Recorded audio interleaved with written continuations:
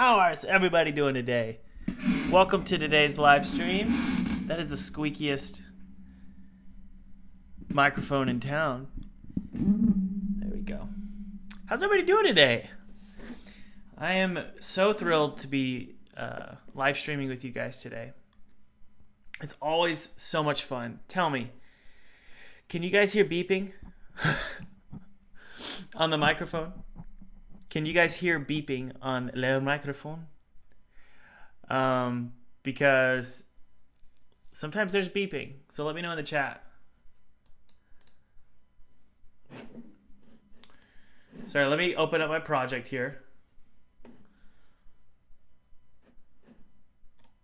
Let's open that bad boy up. Today's live stream soundtrack, the music we're going to listen to today, is in the description. Click that Spotify link and you will be taken to my Spotify playlist where we're going to listen to the music that I want to listen to. Okay?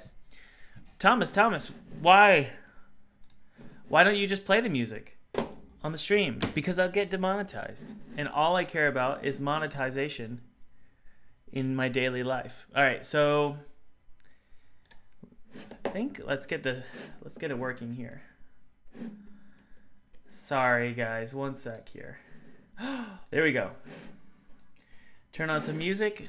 Okay, let's open up the chat. No beep today? Good. Good.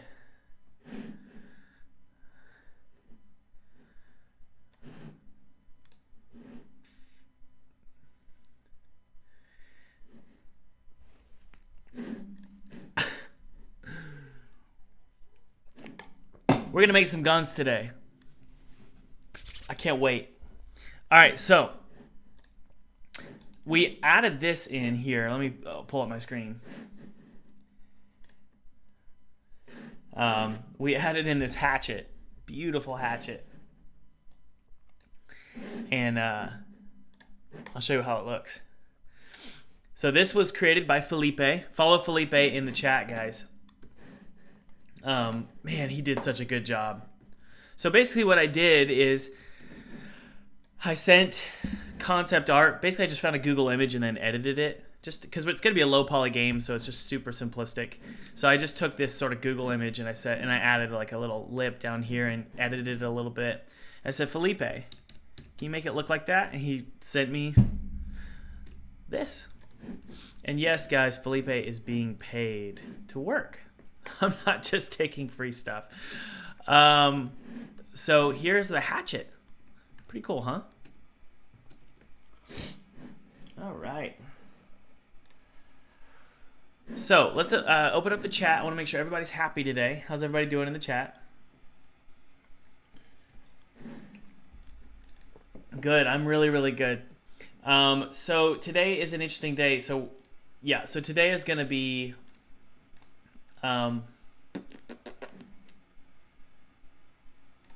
sorry, one sec. I gotta fix my stream here. Today's gonna be a fun one because we're gonna have 3 weapons showing up on our screen. So I'm really excited about it. Currently, we've got a shotgun, and we've also got this axe. And you're gonna start out with this axe. And then we're going to be adding in the car. And I want to show you guys, it's the KAR, the German rifle from World War II. I want to show you how we're going to make it go from just a low poly gun to being glorious. It's going to be pretty fun, actually. We're going to use something called Toonie Colors Pro. Hold on one sec. My stream is being weird.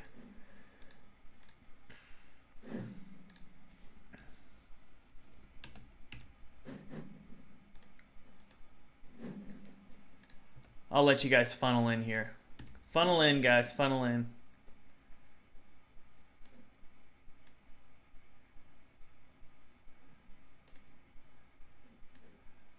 There we go. Sorry, one sec. I should have done this before I started.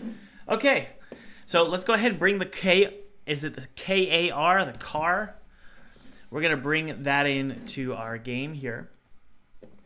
So as you can see here, in my little weapons folder here, I now have a rifle. and it's a zip folder. So let's go ahead and unzip this. This was just sent to me by Felipe. If you want to follow Felipe's YouTube channel, he's just getting started. He is below.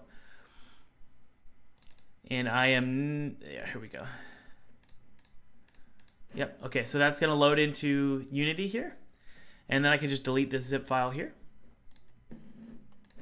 And now we have our rifle, okay? So what I like to do is I like to drag in all of my weapons on top of each other. So let's see here. Well, actually, what I'm gonna do is copy this. Yeah, I'm not gonna worry about it. Okay, so there's our hatchet. So I'm gonna bring in the car. I have a FBX and then I also have a blend. I'm gonna make sure I label this one with the word blend. I like using blend files in my Unity projects. Man, my hands are cold today.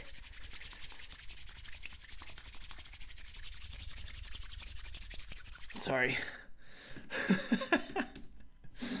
right, let's check on this stream. So far, so good. So far, so good. Let's open it up here. Oh my goodness. My allergies are kicking in. Y'all don't want to see that. Let's see here. Video girl. Okay, so let's bring in the KR. Sorry, I've been taking a little too long to get started today. Sorry, one sec here. I want to make sure the stream is going well.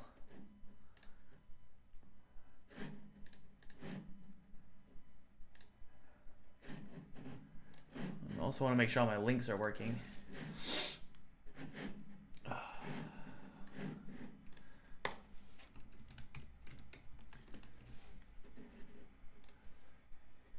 We're good. Well, apparently my nose is starting to run. Give me just a sec, guys.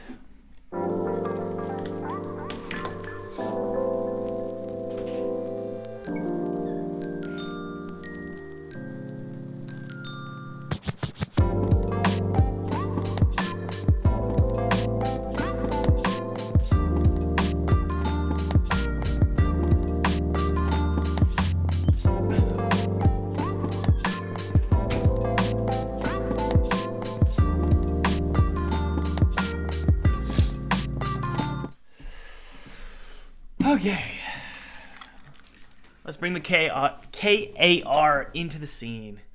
All right, so I'm gonna go ahead and bring in the blend file, just drag it over to below here, next to the hatchet, and we're gonna make sure the rotation is set up properly, and also the scale. So let's see here, I'm going to copy the transform values of our hatchet.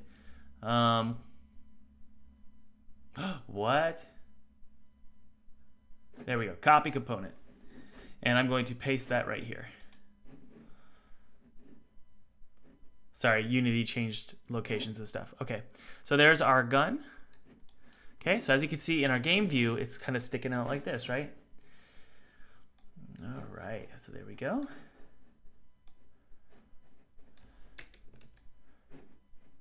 All right. Just gonna position it to be, and I'm gonna kind of rotate it a little bit. And then bring it closer. There we go, and then maybe move it over a little bit like this. There we go. So that's what we're gonna do for now, okay? So we don't need the hatchet there anymore, so we're gonna disable the hatchet. And there is our low poly rifle. How's everybody doing in the chat? Shadowkey says, "Yo, Thomas, when did you start working on this project?" I started working on this about a couple months ago, alongside AJ, who's doing the code base. Link in the description, and also Hector is gonna start helping us with sound as well. Hector Rodriguez. I'm gonna put his link in the description once we start doing some sound with him. He's sending me some files of all of these classic World War II guns. So we've all sort of been working on this 2 months ago. My position in this project is going to be art director, level designer, artist, writing the music, story, that kind of stuff. So I'm going to do most of the work, but there's also going to be plenty of contract workers and freelance workers helping me create this thing. All right, so there's our KAR. I'm going to go ahead and go to the blend file here. I'm going to extract the materials into the KAR folder so that we can sort of tweak these a little bit. I'm going to make sure I drag them onto my KAR because I don't think they're in there. Yeah, they're not. Well, I don't think they are. Let's see. No, they are. They are. I'm wrong. And then I'm going to bring, actually I'm going to change the shader to Tunicolors Pro. Those of you who have been with us for a while, you guys know I love Tunicolors Pro. But I'm only going to use Tunicolors Pro on a limited basis with the things that are really close to the camera at all times, because I want the game to feel super retro and old school, but I want the guns to look particularly detailed. I don't know why, but that my head is just saying that's a good idea, so we're just going to go for it. So let's go ahead and bring the albedo. Is that however you say that? Albedo? I don't know. I'm going to bring the albedo into the scene here, and I'm going to change the threshold so there's a lot more brightness here. And let's go ahead and go into play mode here, so we can see how it looks under different lighting circumstances. Ooh, it looks good. I like it. Felipe, you did a good job. Go ahead and follow Felipe to show your support, guys. Wow, look at this. This is a beautiful gun. I mean, it's moving a lot. That's my fault, but I love it. Woo! I love my life. This is great. Okay. So let's keep it in play mode here. And let's get under a light. Probably a good place where... Okay, let's pause it, and now let's start editing the material. Guys, what happens to a material in play mode after you exit play mode? Nothing, right? You can change the material all day long, and it saves.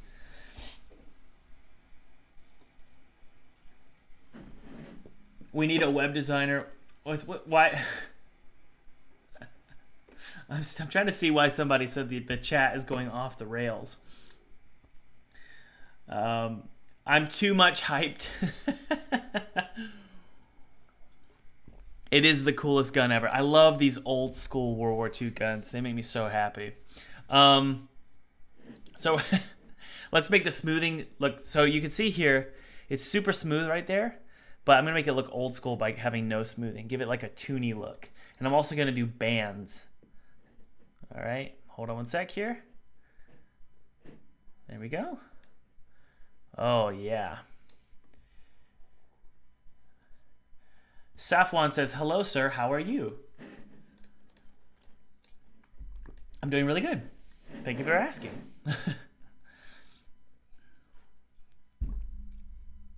Yeah, the grass is a shader. Okay. Well, I mean, it's the terrain tool. That's all it is. Okay, so we're going to mess with the threshold here, and I want to show you how we're going to make this look awesome, guys. The first thing I'm going to do is go to my albedo, and I'm going to make this point no filter, and I'm actually going to compress it down. Felipe made it so that it's super detailed. I'm actually going to compress it way down to look a lot more pixelated. So something like this. There we go. I like that. That looks great. Then we're also going to go into our material here, and we're going to change the, let's see here, the specular.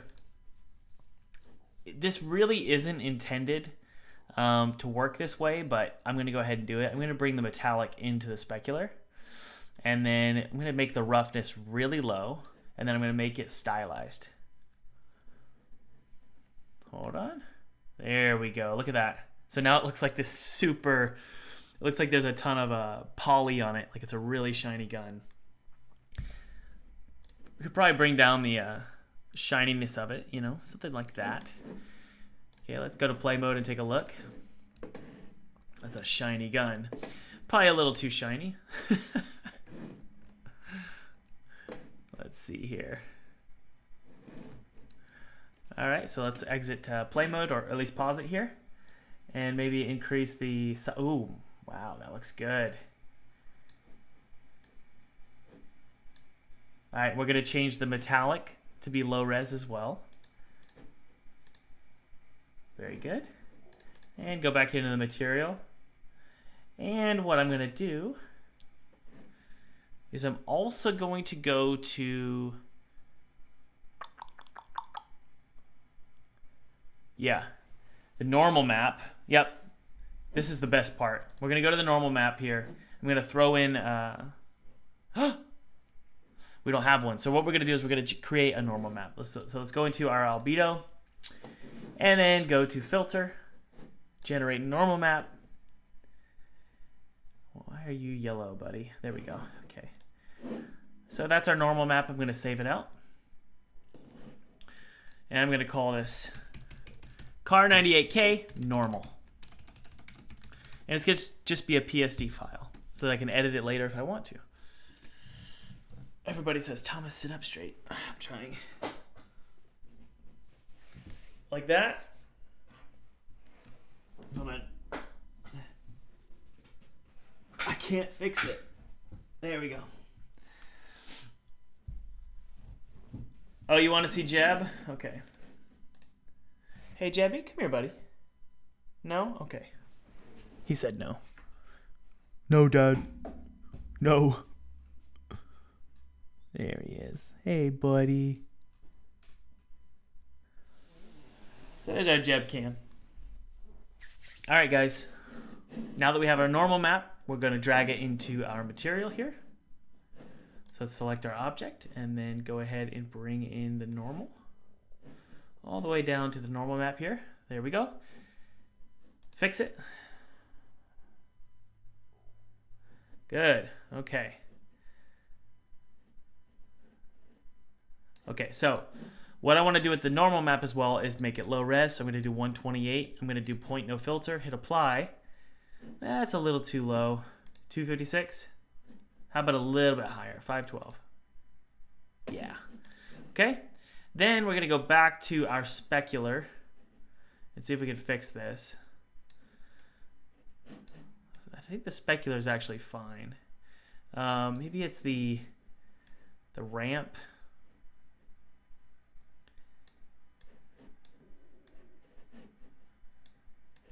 Sorry, I'm just messing around with it. Okay, so far so good. Let's go ahead and hit play here and see how it feels.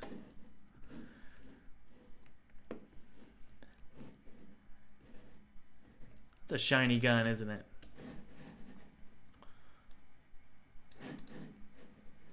It's like super shiny. I don't really like it, to be honest. I don't like how shiny that is. It kind of looks cool, doesn't it? I think we're going to keep that. I like that. And we're going to add hands. Felipe is working on hands right now. So we'll be adding hands in a bit. So I think that looks great. Let's go into the lighting here. And we're also going to add in my favorite, which is rim lighting. Okay?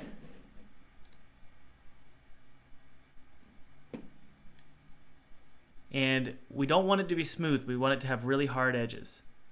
It's going to make it look really old school. You want to know the funny thing about old school is it doesn't necessarily mean that it actually existed.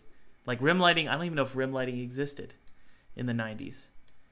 But in my head, this is how it would look, right? So let's hit play here and see how it looks. Awesome. Yeah, I like how it stands out from the background. That is a beautiful gun. Jeez, way to go, Felipe, right? Really good job. Can't wait to add the hands.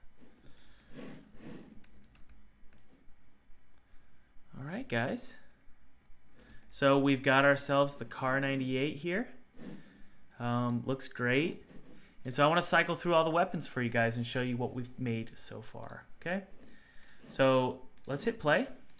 How are we doing in the chat? How's everybody doing?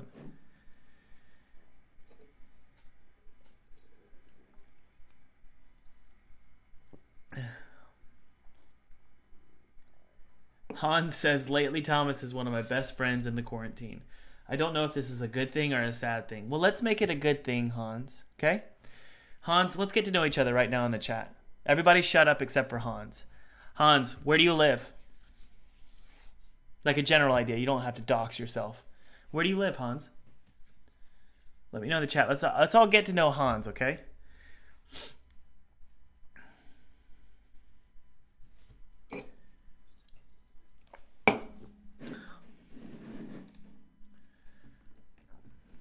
Credit card number, please. Exactly.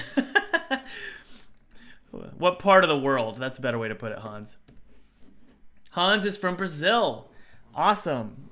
What are you doing these days? Are you a student? Are you in school? Are you working?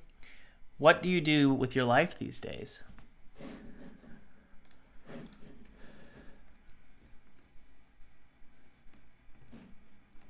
We got other Brazilians in the chat. Awesome. Okay, so Hans, keep answering my questions. Do as I say. I'm just kidding. And I'll show everybody. Here's the hatchet. We saw that earlier.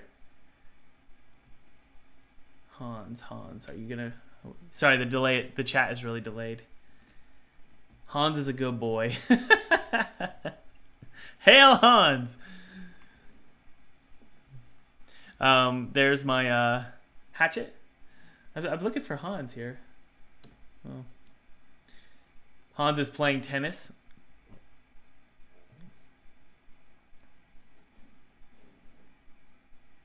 Hans the man. Studying computer engineering. Awesome, Hans. That's great. So now we know a little bit about each other, Hans. Hans is in Brazil studying computer engineering. That's awesome. Thanks for joining the live stream. Okay, so that's my hatchet. And then finally, here's the trench gun. All right, so as you can see, guys, I mean, come on. These are like the coolest weapons. They look awesome. I kind of want to just hold them right now. All right. So there's our guns. So now that we have the guns done, what we're going to do is we're going to shift focus. And we're going to go into one area over here. Yesterday they got a little screwed up. I wanted to clean it up because it's been weighing on my mind. So we're going to go over to this section right over here. That water looks terrible for one. Wow.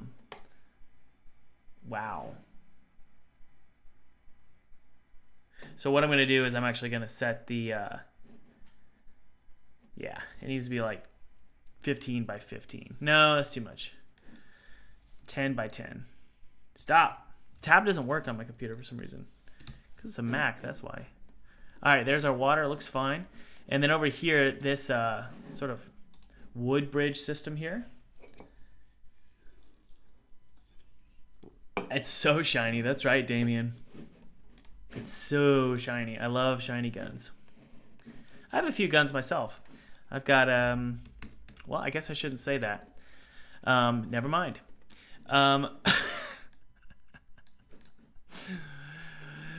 Yeah. So there's a rock here. And there was a platform over it, but I think I'm cool with just having a rock here. And then we can also remove these. Please say my name. Yusuf. It's been declared. Yusuf. Tell us about your guns. No, I don't want to get in trouble. Okay, let's hit play here. I have about... I shouldn't even say it. Never mind. Okay, so the platforms are fixed. And then also, I'm just going to finish up. Look at all this room we have, guys, for this level. This is a massive level. So we can start adding in some secret areas as well. You guys want to create a secret area? I think I do. So how can we make a secret area? Let me think here. What if we created some kind of cave running through here? You want to do that in Blender, guys? I don't know how I'm going to do this. I don't know what I'm doing, but we're going to create a cave in Blender. Let's go.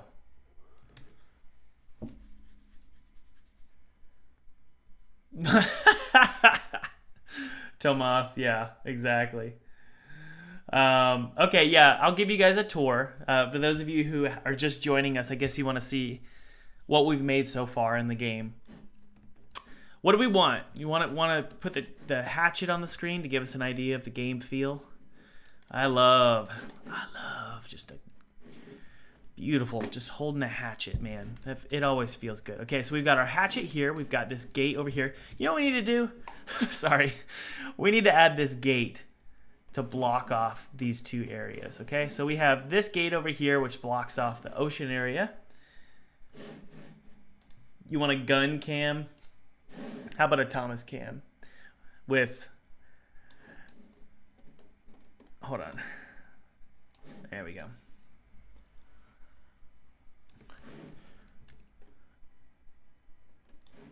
All right, let's paste this over here. And we're just gonna put this over here and block off this area. And then I'll just show you guys how everything looks, okay? The best way, one of the best ways to get to a place in when you're working on your game, because one of the biggest problems I have when I'm making a game is it doesn't feel like a game. It just feels like I'm just making a world, and I'm like, oh, but this isn't a game. One of the best ways to make a game is just start blocking off areas. It doesn't matter if they're coded yet. Just start blocking off areas, and you'll be surprised how you're like, all these ideas come in about, ooh, well, this needs a key now. What could I do in the other areas to make this area unlock, right? So I've always found that to be really helpful. So I like to just block off areas. And obviously, guys, you should probably be doing level design on paper first. I am notoriously the most unorganized game developer. And by notorious, I mean I know that about myself, and there's a part of me that just thinks I'm a complete moron for not being more intentional with how I'm doing my level designs. But I'll be honest, I'm just having so much fun right now. I don't want to forfeit the fun. You know what I mean? I just want to have fun. And I haven't been having fun. I'll be honest. I haven't been having fun making games for a while. It's kind of been a chore. So I'm just having too much fun right now to get too strategic. I just want to play around. All right, you guys ready to do a tour of Father? Let's do it.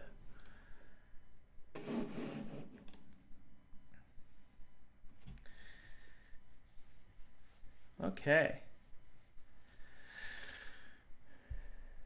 This is a great question.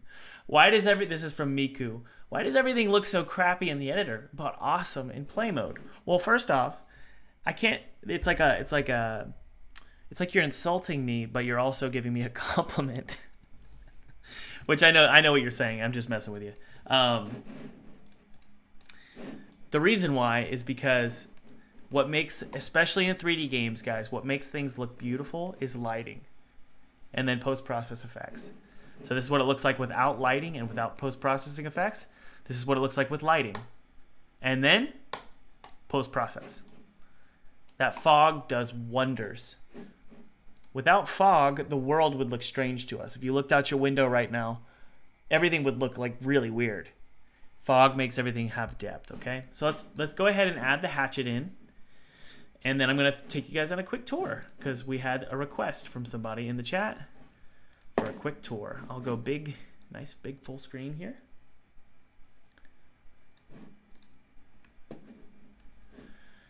All right. So I don't know where you're going to start yet. And by the way, all these props are just thrown around because these are just prefabs I was creating. So we have the first place is over here. This is going to be the train depot. Okay, so this might actually be where you start. So let's open up the gate. Excuse me. So the gate will open up either with a lock or it'll just maybe you open by pressing E on the keyboard, you know. So it opens up. And we're going to have this area. I probably need to put some lights in this area. But this will be probably where you start. You'll start on a train and exit. Here you can see we have Edenfall is this way, whoops, and then the train is this way. So let's go to Edenfall. Then on the screen the title will appear, a game by Thomas Brush. Edenfall, right? And this is Edenfall. This is the first level. So we have this big open area. There'll probably be a big statue of a naked woman right here. And then I might actually add that. I know a lot of you are just thrilled about that. Yeah, there'll be a naked woman there. And then we'll have two zones we can that are locked here. Okay, so let's open up this one.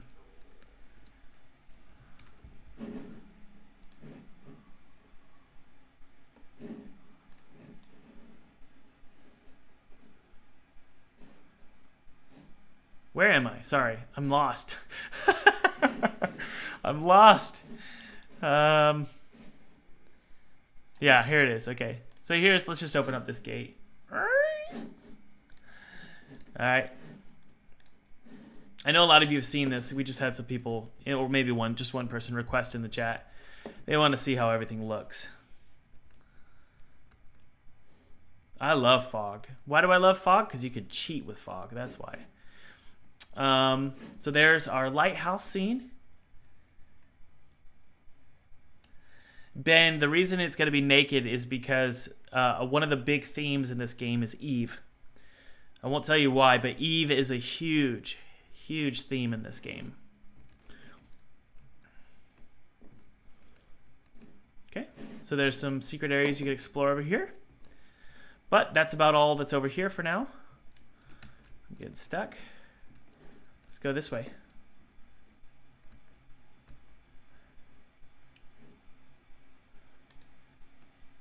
You tell me, is it too similar to Pinstripe? I haven't even told you the story.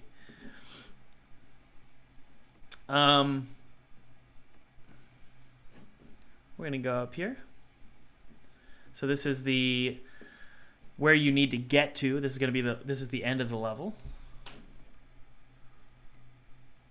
I sleep with fog when my wife isn't around. That's right. All right. So this is another area. We worked on this yesterday, actually. If you were with us. How many of you were in the live stream yesterday? Give me a show of hands. I really appreciate everybody showing up. That was fun. And then over here we have a little secret area or something like that. And then over here we have... I probably need to work on this area too. Thank you, Damjan. Hey, it's me again. I love the look. I just have one thing I didn't catch. Is this going to be a horror game or story-driven? Or maybe puzzle adventure? What if I said it was all of those? Okay, so... yeah, it's going to be a very story-driven game. But it's also going to be... the gameplay is going to be a lot like Half-Life. Half-Life is pretty much what the gameplay is. All right. I've been working on this off and on for the last 3 months. But just off and on. Very, like, not a long time at all. Okay, there's one more area I want to show you guys, and then we can get back to development, okay?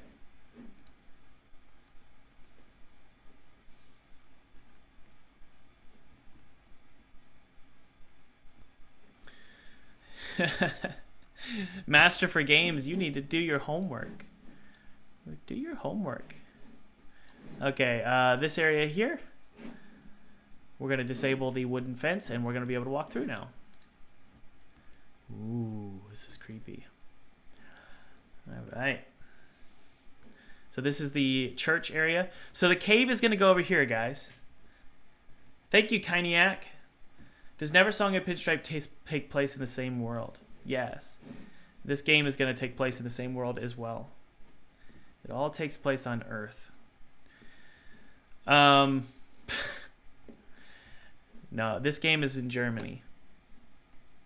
All right, we're going to go up this way. And we're going to take a look at the church. So this is our church. Beautiful. Wow, Thomas. It's an asset. Don't get too excited. And then you can go inside. And we have... There's a ton of people in this room. They're just all ghosts. And then that's it. All right, so that's what we've got for Father, guys. It's all just art right now. There's no music, there's no sound, there's no gameplay mechanics. That's about all there is. I want to go through there. What's in there? Oh, I just gotta... Man, what if I created a bridge? Oh, man, this is going to be so fun. I'm like about to cry. I'm so excited. All right, you guys ready to do a cave system? Anybody? Let's do it. I'm going to save this out. This is going to be an interesting thing. Basically, what I'm going to do is I'm going to get a cylinder like this. I'm going to squash it down like that. And then I'm going to just extrude it and just make a big sort of vein of caves. Okay. Let's read some of the super chats here. What was the then I will buy it 3 times. I would love that. Awesome. Thank you. Let's go, said Rahul. Damn Jan said, OMG, would be so amazing if in the future there's a game that it combines all 3 stories and all 3 games and the characters meet each other. That's a great idea. Maybe everybody just ends up in hell with Teddy, you know? All right, let's do the cave. Thank you for the super chats, guys. Okay, how are we going to do a cave? I've never done a cave before, but we're going to try it out and see what see what we can find. Or see what we can, well, I guess see what we can find inside of Thomas's little head here. Well, some people say it's a big head. Let's click on Blender here, open up Blender, and I'm going to try my best to make a cave. Well, first things first. Let's go to Add, Mesh, and we're going to do a cylinder. It's going to be very low poly, so 8 vertices maybe. Hey, that works for me. We're going to rotate it at 90 degrees along the X, or I guess the Y. And then I'm going to go to edit mode. I'm going to delete this face. I'm going to delete this face. Delete faces. How many of you are listening to the playlist right now? Minecraft cave noises intensifies. All right, let's go to our vertices here. And I'm going to do a flat floor, like so. Maybe just a little bit lower, like that. Okay? Maybe these, you squash down just like that. I think that looks pretty cool. And scale this along the Z-axis up. Remember, guys, Z-axis in Blender is up. Okay? These friends here, we want to line these up properly. And then these. Okay, what do we think, guys? What's the problem? Well, we need to flip. We actually need to flip it. Or I guess we could do double-sided. But I don't think I'm going to do double-sided. We're going to flip the faces. So we're going to go to Mesh, Normals, Flip. So that should work in theory, right? So here's what we're going to do. We're going to take this. This is going to be the entrance here. So what I'm going to do is extrude it out.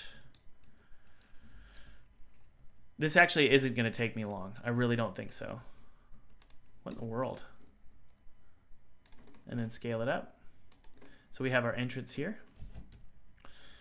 Like that. And then I'm going to take this and I'm going to extrude it. And then we're going to bring it into Unity just to make sure everything looks good. All right. Before we, commit to extruding out like this. Okay. So let's save this out. We're going to call this, we're going to put it in our asset dump. We're going to put it inside of the cave system. We're going to call it cave system 1. Whoops. I totally screwed that up.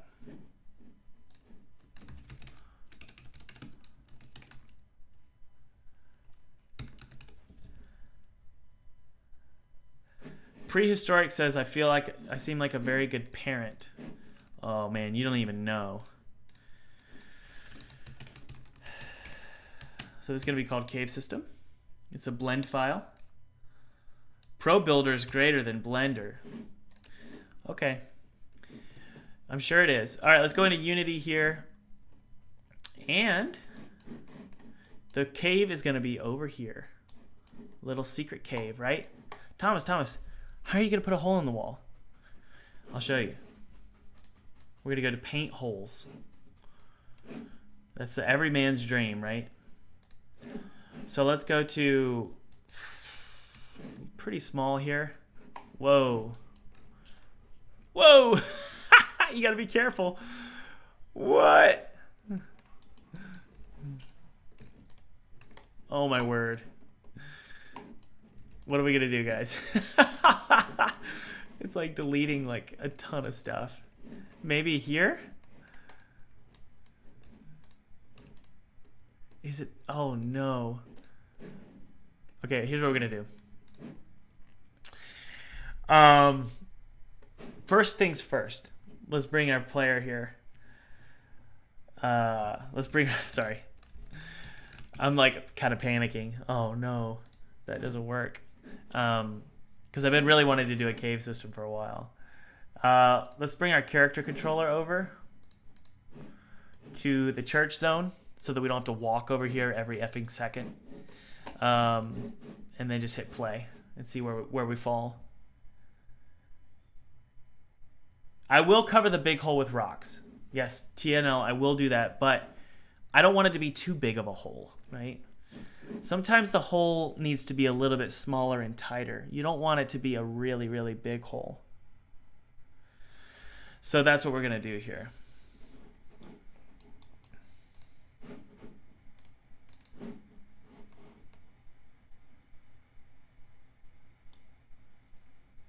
Yeah, we can. I don't want to increase the mesh resolution because I like that low poly look. But what I can do is raise or lower the terrain and just create more. Sorry, I need to send a text to somebody.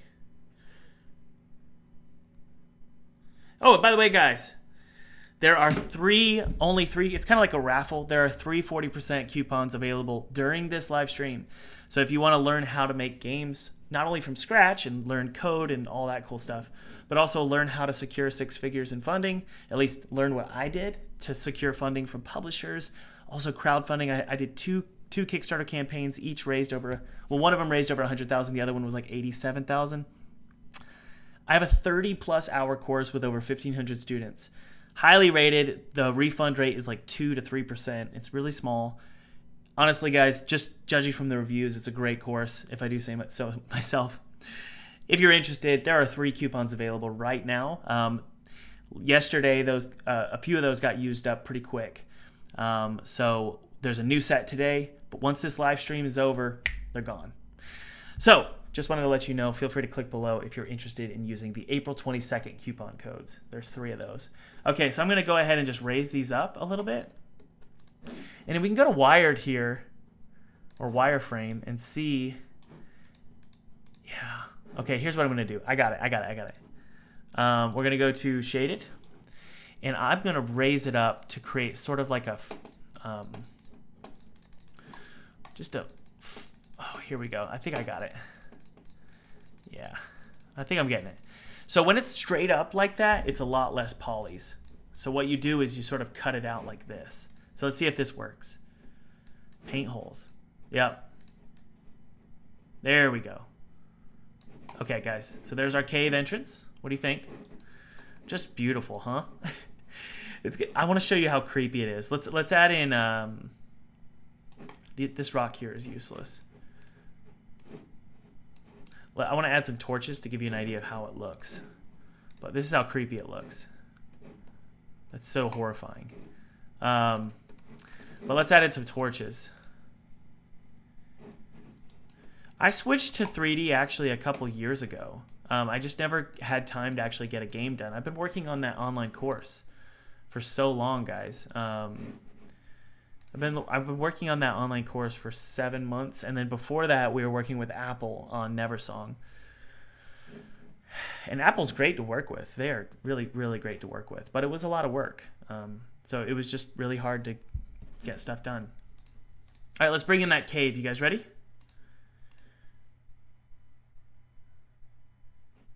Sound design. I usually do sound design by myself. I'm going to do some of it, but Hector Rodriguez. Which I will let you guys know in the chat who he is. Next time I actually start putting sound in, I will link his channel. I forgot to put that in for today's live stream. Sorry, Hector. All right, here's our cave system. And as you can see, we can see through it, which is good because we're only going to be going inside of it, right? I kind of want to just scale it up in Blender. So let's try this. Yeah. Y'all ready to do the cave system? We're going to just plug it in right here. Let's go a little bit bigger.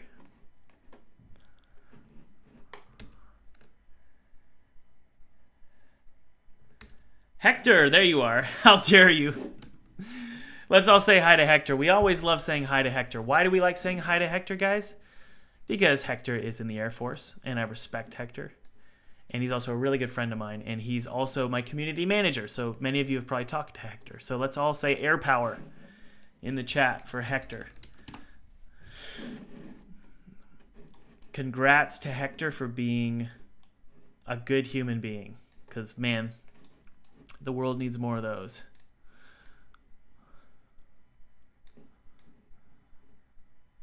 Okay, so we probably need to cut that one out as well. But we'll add rocks around here. Mainly, you just want to make sure you're cutting a good, decent hole. Ugh. That one needs to be painted a little bit, so we're going to raise and lower the terrain right here. There we go. Okay. Oh, my goodness. We have a giant hole on the ground. Oh!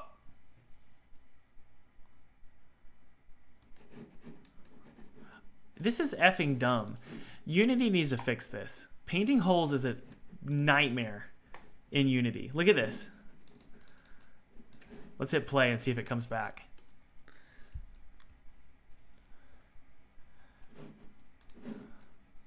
Okay, it came back. So there's our hole. So far, so good. And we'll just put rocks around that, and that's going to be our cave system. So far, so good, guys.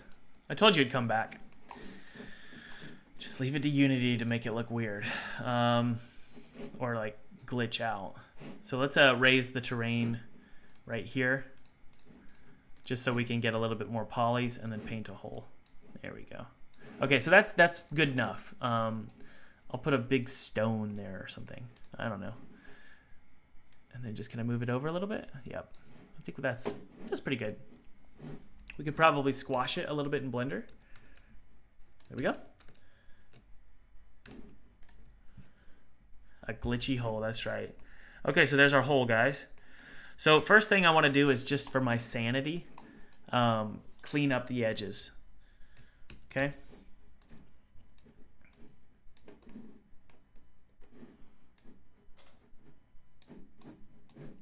So we're going to worry about the edges first. I feel like I'm such a tight spot here. We'll just clean up these edges here.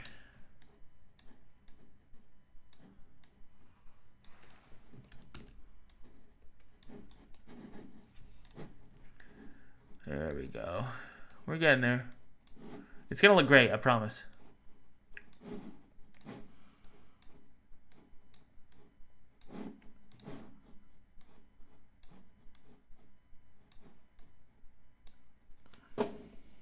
Just got to be able to fit inside of it. If you could fit inside the hole, really, that's about half of the work. So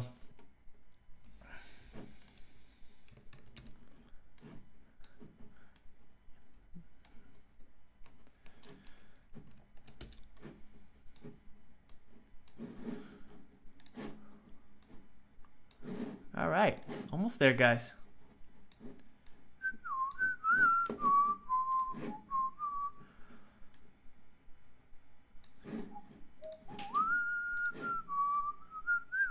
All right, do you think I could fit inside the hole?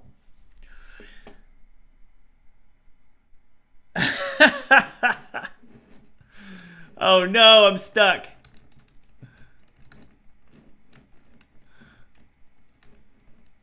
Okay, we're gonna get there. We're gonna get there. Okay. Oh.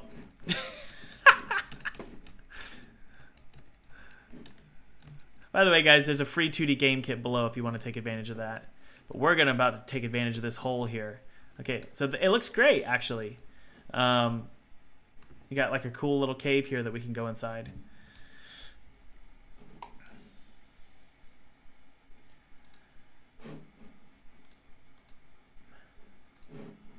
So we're just going to raise it up just a little bit right here. Actually, oh, Unity.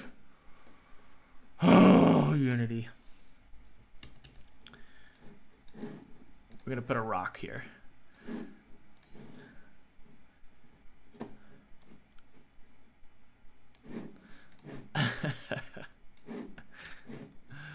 All right, so there is our cave entrance. So it looks fine. That's a little weird right there. There we go. So I think it's fine. Let's enter inside of the hole. Okay, so we're in it, inside the hole. Just flying out of it. I mean, this looks exactly like how what felt when I was born. Watch.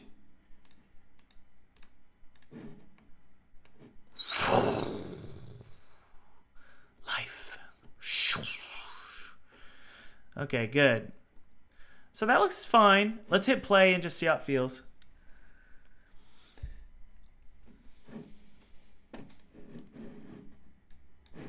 I keep falling into this hole.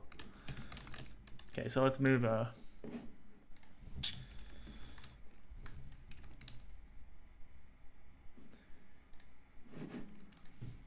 let's move the controller.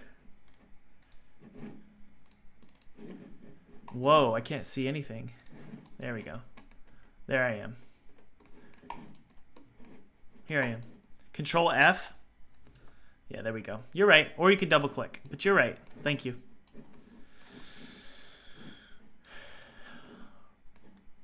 So we'll just put the character right here, and now we're going to take a look at it. Ready?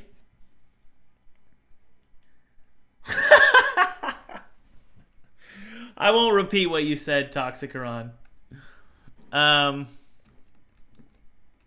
Okay, so that looks fine, actually. From this perspective, it's not bad. You just don't want the player getting stuck on stuff. So we're going to make sure we fill in that gap over there. But honestly, it doesn't look that bad. So there's our cave entrance. Let's go ahead and add a collider to the cave. And then also, let's add some... how about like a torch? What noise in the background do you guys hear? Is it a beeping or is it a fan? Beeping or fan?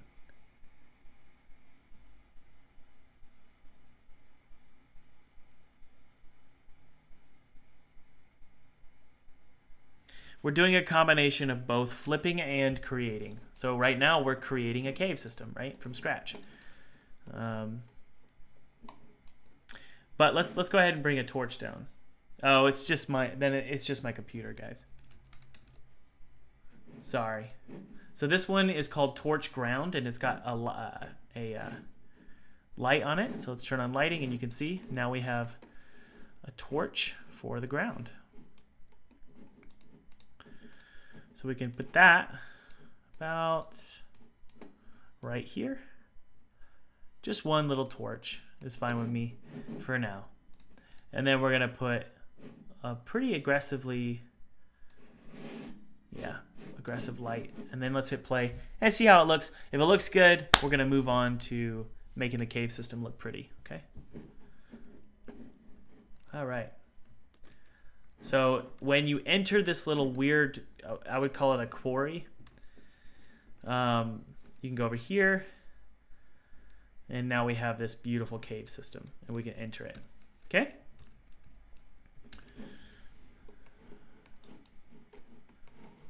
All right, so let's go ahead and enter Blender. And I'm not sure where this cave system goes. I have no idea. That's part of the fun.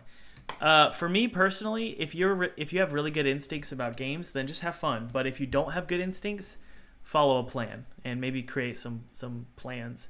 And I have something called the Game Design Bible, and I'll actually send that to you in 4 days if you sign up below for the game kit. I'll also send you. So the game kit's free below. So if you want a game kit, it's free. And then in like 4 days, I think you'll get an automated email from me where I'll give you access to parts of my Game Design Bible, which for me it's all in here, but I wrote it out on paper so you guys could use it for your game. Okay, so let's go ahead and just extrude and start creating a cool cave system. Here we go. Rotate a little bit.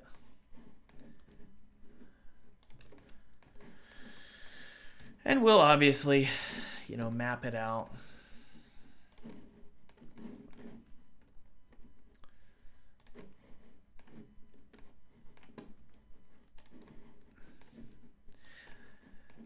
if you guys are wondering whether you should make an outdoor or an indoor game, or at least primarily one or the other, I would recommend outdoor. Why? Because you can get away with this kind of crap. Where you just, it doesn't have architecture. It's pretty random.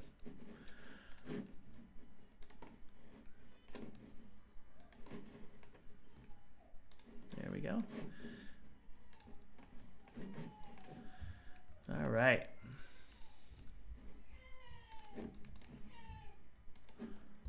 Good, good, good. And again, guys, for those of you who are just joining us, just want to let you know there are 3 codes, maybe not anymore. They don't last long. There are 3 codes available for 40% off my online course, highly rated, over 1,500 students, which is mind-blowing. It's a 30-hour course. I teach you everything you need to know about making an indie game, 2D and 3D, and also, this is the most important part, the marketing tactics you need to go full-time. And then just to make enough revenue, you know. But also publishing. I've worked with publishers and also crowdfunding. So if you guys are interested in that, I've done both. I've done all 3. Game sales, crowdfunding, and publishing. These are all the 3 ways to make money as a game developer. I've done all of them. And so I teach that in my online course. Really happy students. Apparently, everybody's really happy, which is awesome. So if you're interested, there are 3 codes.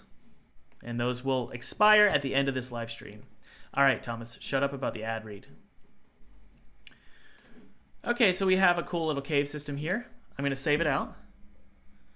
And I'm going to add a collider to it, a mesh collider. And hopefully that mesh collider will work. What the F? Oh, there we go. There we go. Whoa. It doesn't have a material, that's why. Let's give it a material. So this is going to be new material.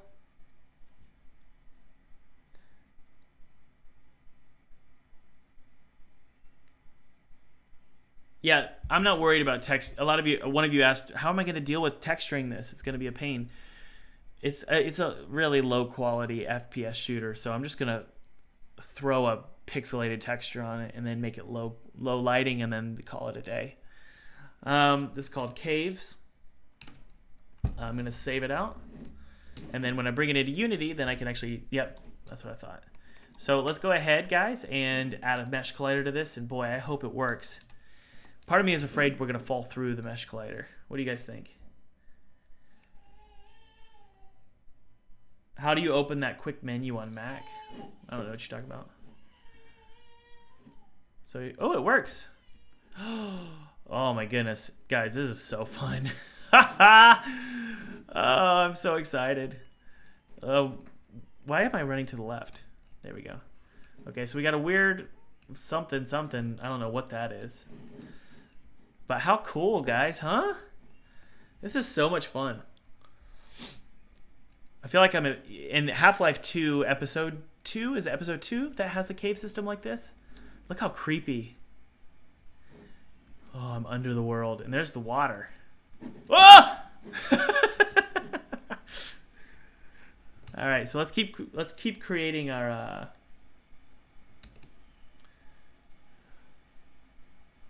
let's see. I'm sorry, I'm just having so much fun. Shade smooth. Save it out. And guys, let's split it. We're gonna do 2 paths. You ready? Oh my goodness. This is gonna be fun.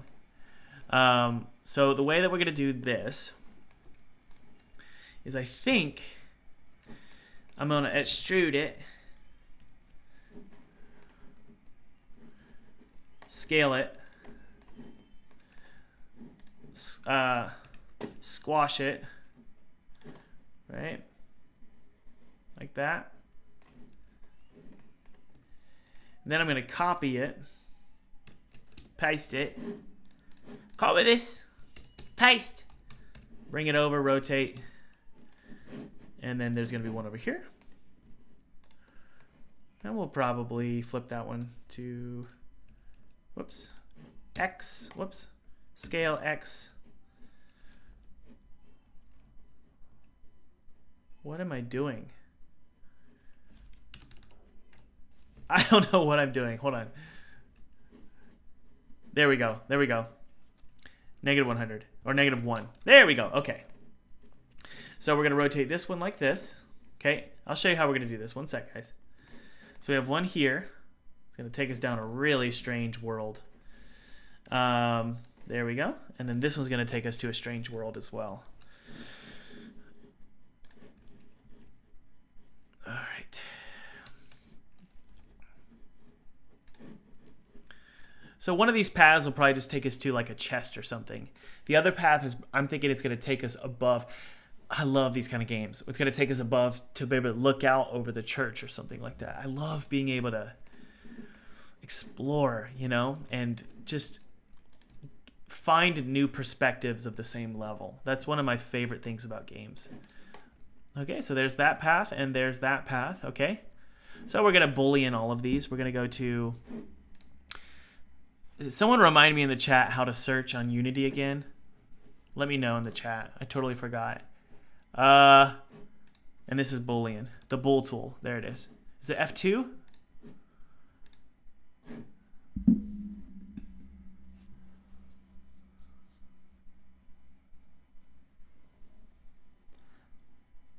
Alt F4 or Alt F3? Nope, it's not Alt F4.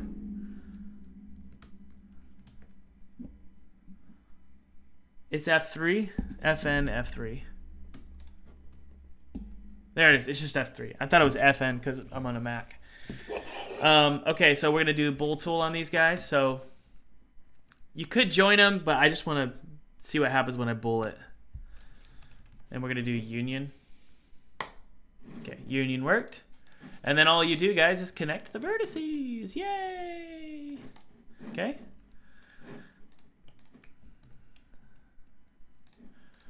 And this is why I love doing outdoor or like nature-driven games. You can get away with this crap.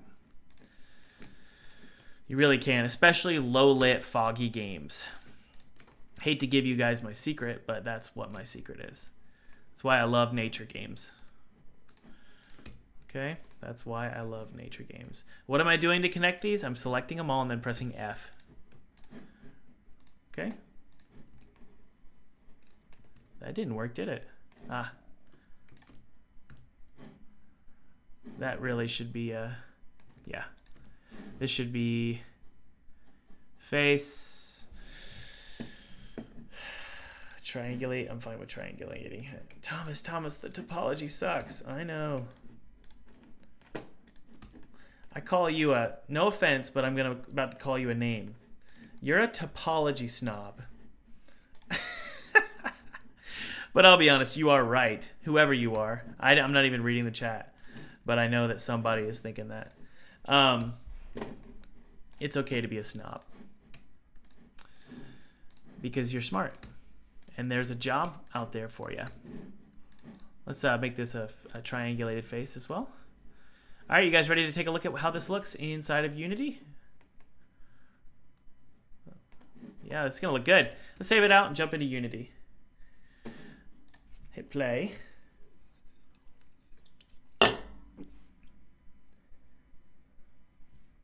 Molasses says Thomas loves me. I love you. Whoa, something happened bad. All right, let's go exploring. Whoa! Okay, never mind. So something happened. Oh my goodness. Oh man, that's okay.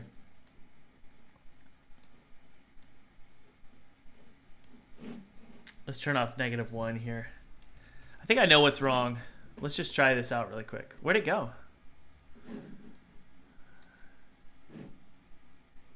Okay, let's do this. Let's try this. It's just because we did the bool tool. Object, apply, all transforms. Hopefully that does something. Save it out. Kinda did. It kinda did. At least we're at the entrance here. Yeah. Okay, so generally, what the F, man? Ah, we need to flip the faces. Edit mode. Mesh. Normals. Flip. Right? Save it out and jump back into Unity here. Thomas, very good. Thank you. Ready to test this out, my friends? And I feel like we might need to add a mesh render again for some reason. Don't ask me why. Oh, I know why.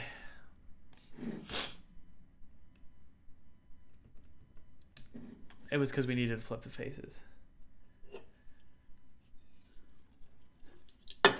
You told me, you were right.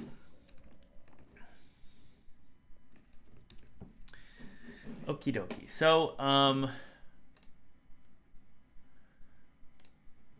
let's do a new mesh collider. Let's hope this works.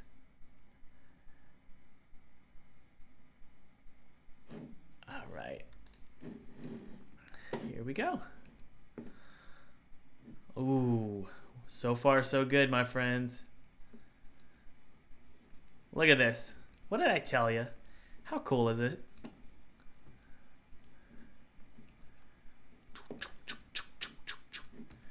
And so we're kind of close to where I want it to go. So let's go over here and take a look. Prehistoric is back. Let's welcome Prehistoric back from walking his dog. Or her dog. That's awesome.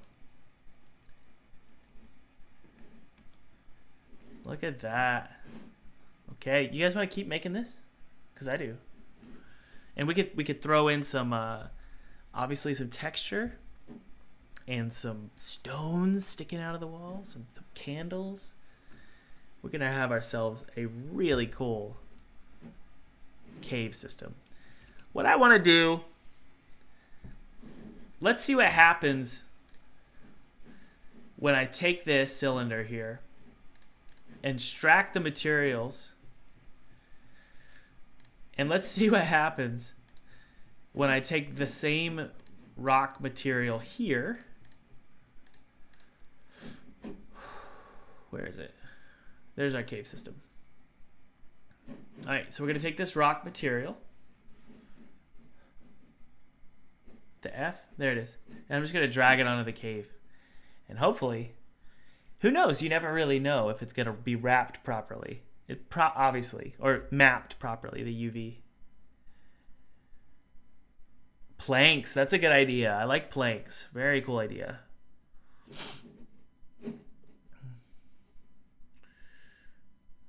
By the way, those of you who are just joining us, there's a free game kit below. 2D game kit. Sorry, that sounded annoying. Doing a tisk tisk. What I meant was there's a free 2D game kit below, and it's my gift to you. 2D game kit. I use this game kit for PewDiePie's game, so if you're interested, click below. I'll also send you some additional resources, and one day I'll probably send you a coupon code, all right? And I know I will. I'll send you a coupon code, but you can always unsubscribe and get a bunch of free stuff. So that's always cool, right? Okay, so obviously, obviously it's not mapped, you know? That's okay. It kind of looks weird. I mean, you guys want to take a look?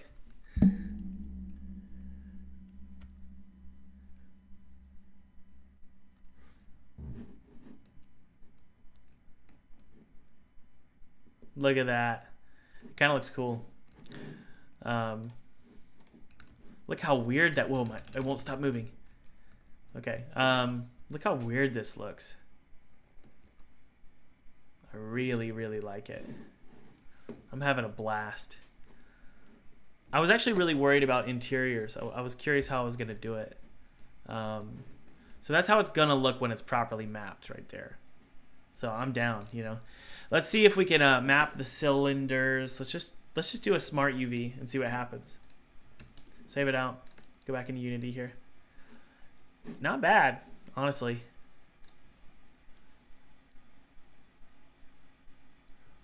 That's right. I'm going to UV unwrap it. All right. So all we got to do is scale it up. So it looks like, yeah. So it's just so dark that you can't even see it anymore. That looks cool. So what we're going to do, watch this, is we're going to you know, it would probably be easiest if we just do some texturing inside of Blender, obviously. So we go to our base color here. We're going to go to image texture. We're going to select one. It's going to be in our textures folder. And then we have a pixel textures. And then we have a, what was it called? Let's take a look. Rocks material. Solid rock wall. Gotta find it. There it is. So now it's on there. And if we go to UV editing, hopefully we'll be able to see it. I'm unsure why we can't see it. There we go. And as you can see, it's filtered, so it's gonna be hard to tell. I'm not sure how to unfilter a texture in Blender.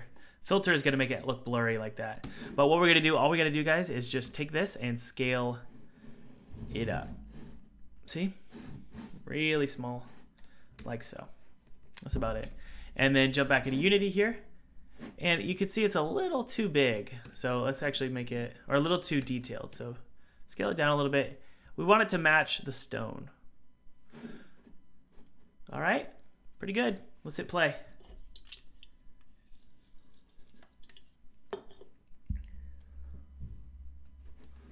All right. So there's our cave. Not bad. We could probably throw a normal map on it as well. Although I think it already has a normal map on it. It does. Cool. I love it. Very cool. Exit the cave. Go and explore. That's great. All right, you guys ready to... Let's do this. Let's make the cave wrap all the way around to the top of the church. So we'll do that portion first. Make sure it looks good. Then we'll also just close off this bottom right. I don't know exactly what I want these caves to be just yet. But for now, I'm fine just keeping them as is. Or I guess just making them not as complete as I would like. Okay, so this one is going all the way up here. Let's find where it is. Let's turn on the lighting, or turn off the lighting.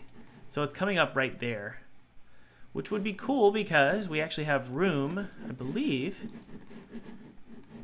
to create a little cove, you know, a little secret area. So that would be kind of cool, right? So let's go to wireframe mode and find out where that cave entrance is.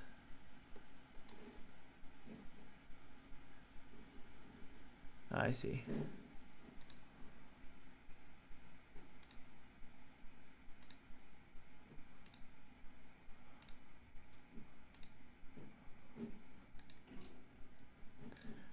All right.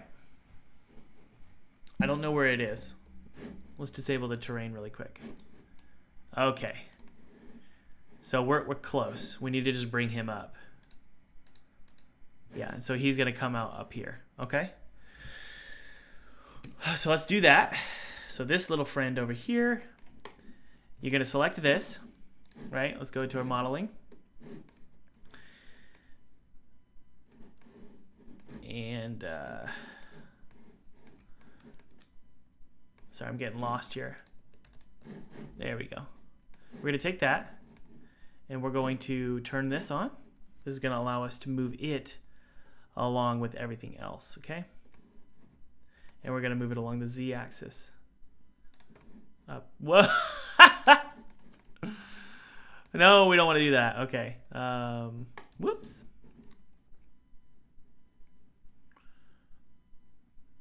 I'll just bring it up and then rotate it a little bit. And we're just going to keep saving it until we see it, right? There he is. What'd I tell you? Right there. So we can probably just scale him down.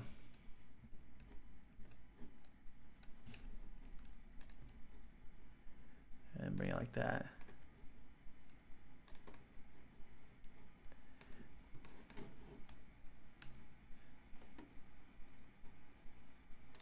You all ready? Let's hit save here.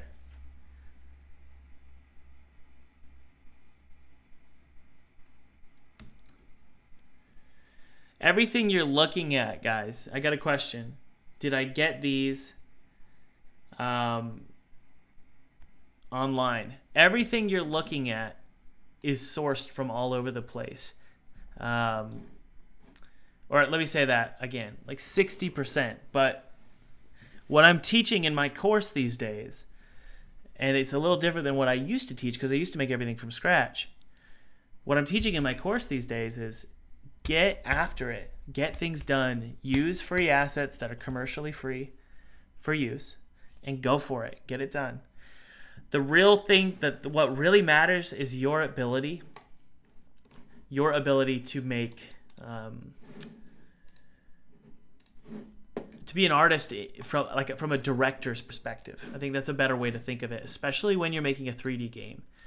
A director doesn't make things from scratch. A director knows how to find materials and source a lot of different stuff to make his vision come to life, right?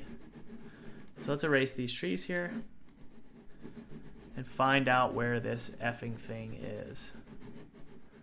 So this is kind of like a good place to have the cove, actually. I'm actually surprised how well it turned out. Let's disable the lighting. I can't see a thing. So this big boy rock here, he's just gotta go. Okay, so what we would do is we would put a hole in the ground right there. Yeah.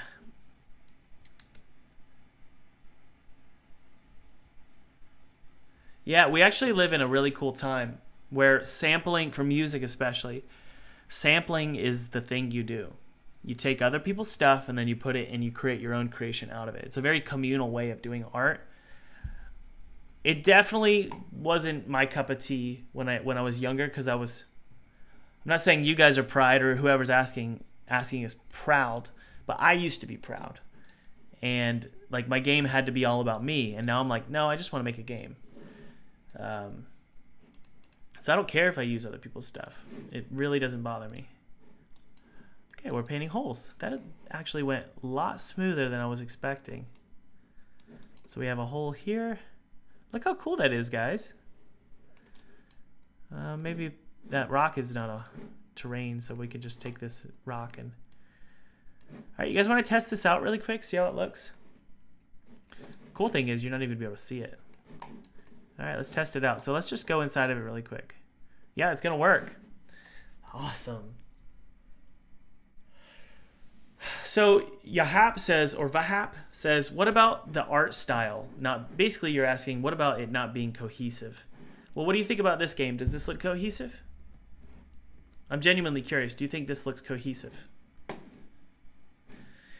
Because I think it does. And I think that cohesion has nothing to do with it coming from you. Cohesion has to do with your skill at taking and sourcing art that you feel will fit in your game, and then tweaking it to make it work. Yeah, it really is surprisingly easy to get things to working well together. It really is. So we're going to bring that up just a little bit. So look at this, guys. Look how fun that was. Now we're on top of this area we couldn't get to before. And maybe we'll add a little secret zone up there, you know? I love these kind of Metroidvania. I don't know what you would call it. Maybe it's not Metroidvania, but it's something. Okay, so we can actually just lower it. So let's do lower terrain. Wait. Oh, son of a bee. Gotta hit play.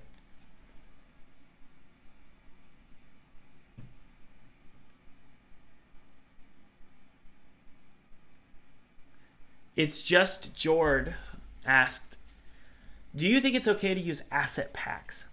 I can't model, but I can code. And it's the only solution for me. But it makes me feel off. Of course you should use asset packs. Use asset packs. If you don't use asset packs, someone else will, and they're going to make a great game. And so I always say, just use asset packs. Just go for it.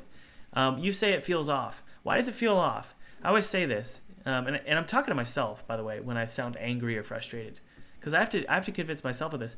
If you were a director of a movie, would you? And I say this all the time, so forgive me if you've heard this before, but if you're a director of a movie, would you feel off renting a couch for a scene or renting a house to film your haunted, maybe it's a haunted horror house movie?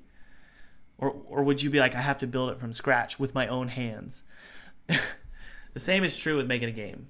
It really is. Okay, so let's figure out what's going on here. I feel like, I guess we just need to put a stone there. So we're going to take this stone here.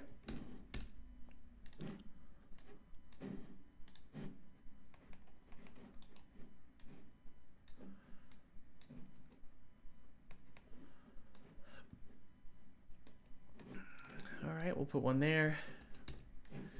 My nose is starting to get clogged again like it did yesterday. By the way, if you're just joining us, guys, remember, there is a free 2D game kit below. No strings attached. The only real string attached to this thing, guys, is I'm going to send you like 5 or 6 emails with free stuff that you can use. Free tools, free assets, free training tips, all that good stuff.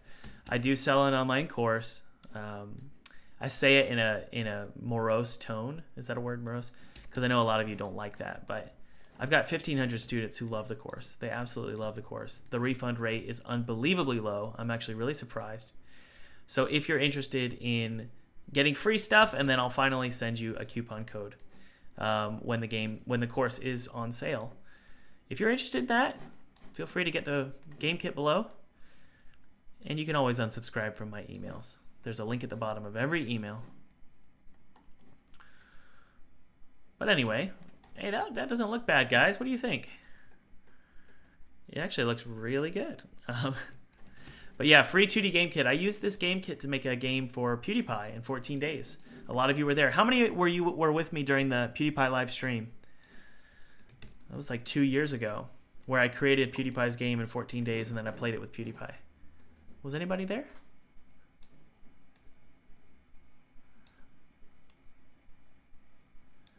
There we go. Underground. Yeah, okay. It was so long ago. Yeah, it was.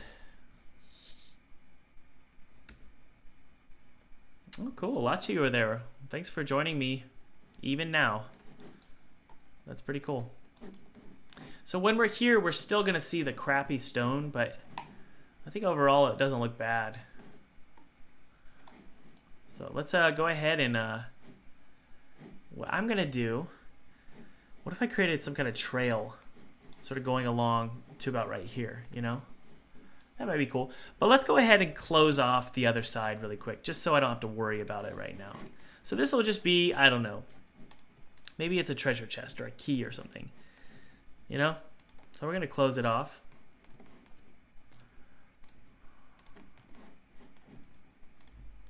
Sorry, my mouse keeps being weird. And then we'll just fill it in for now, okay? And I'll triangulate it because I'm an idiot.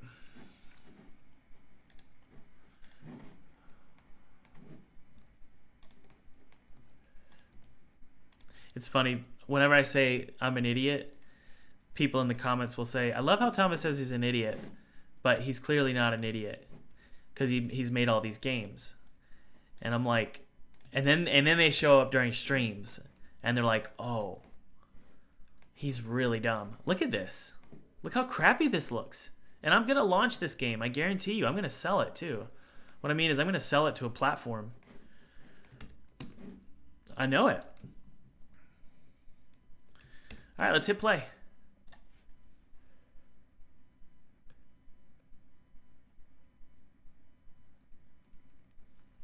Skystream says, hopefully your modeling will be better. I think you're talking to me. Maybe you are. It won't be. My modeling sucks. It's going to remain sucky. But I guarantee you I'm probably going to sell this game for 6 figures at least. What I mean is either sell it to a platform for 6 figures or I'm going to sell it and make 6 figures. I've been doing this for so long, I can tell when something's going to work, even if it's bad modeling. And that's not being cocky. I'm trying to teach you guys and tell you, like, there gets to a point in your career, if you do this long enough, where you can start to predict how much revenue your game is going to bring in. And it's not as scary as it feels currently. Things aren't scary anymore for me. They used to be really scary, but I've figured it out just because I keep doing it. I keep making games. I've released a lot of games, but I have 2 commercial games out right now on pretty much every platform. And I just know I can generally get an idea of how I'm going to do, how the game's going to do. So this game, when it's done, is easily going to make 6 figures in sales, which isn't a ton of money. So for me to say it, I'm not actually nervous to make that public proclamation. I know it will. So what's my point? My point is even though I do have crappy modeling skills, I have crappy everything skills, and I'm taking assets and flipping them, I could still tell you guys I'm gonna make a profitable game. All right, see you later, Black Viper. Peter says people assume that all things have to be perfect and made in-house, but that's the joy of being an indie developer. You're just saying you don't have to do that. Okay, I'm going to put a lantern over here. Look how cool this looks. And then you're going to go back into it. I could get my head out of it, but I know why. It's because my collider for my body is shorter than my head. Let's go over here.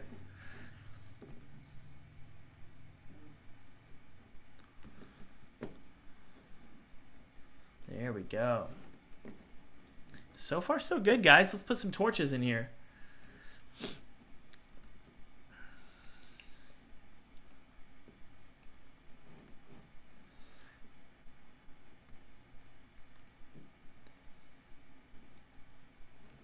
So this game is called... I need to make this smoother here. That stone is really hurting us here.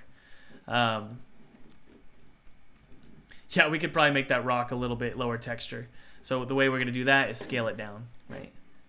I was about to argue with you, whoever said that in the chat, but you're right. I was about to argue with you and be a nasty jerk, but you're totally right. We need to make that... Hold on one sec here. Scale it down. Bring it up here.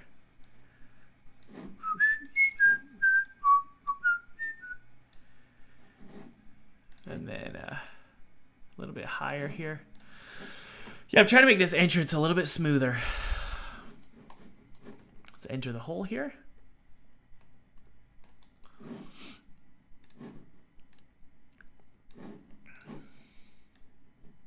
Come on. You just got to get lucky here with one little... Nope.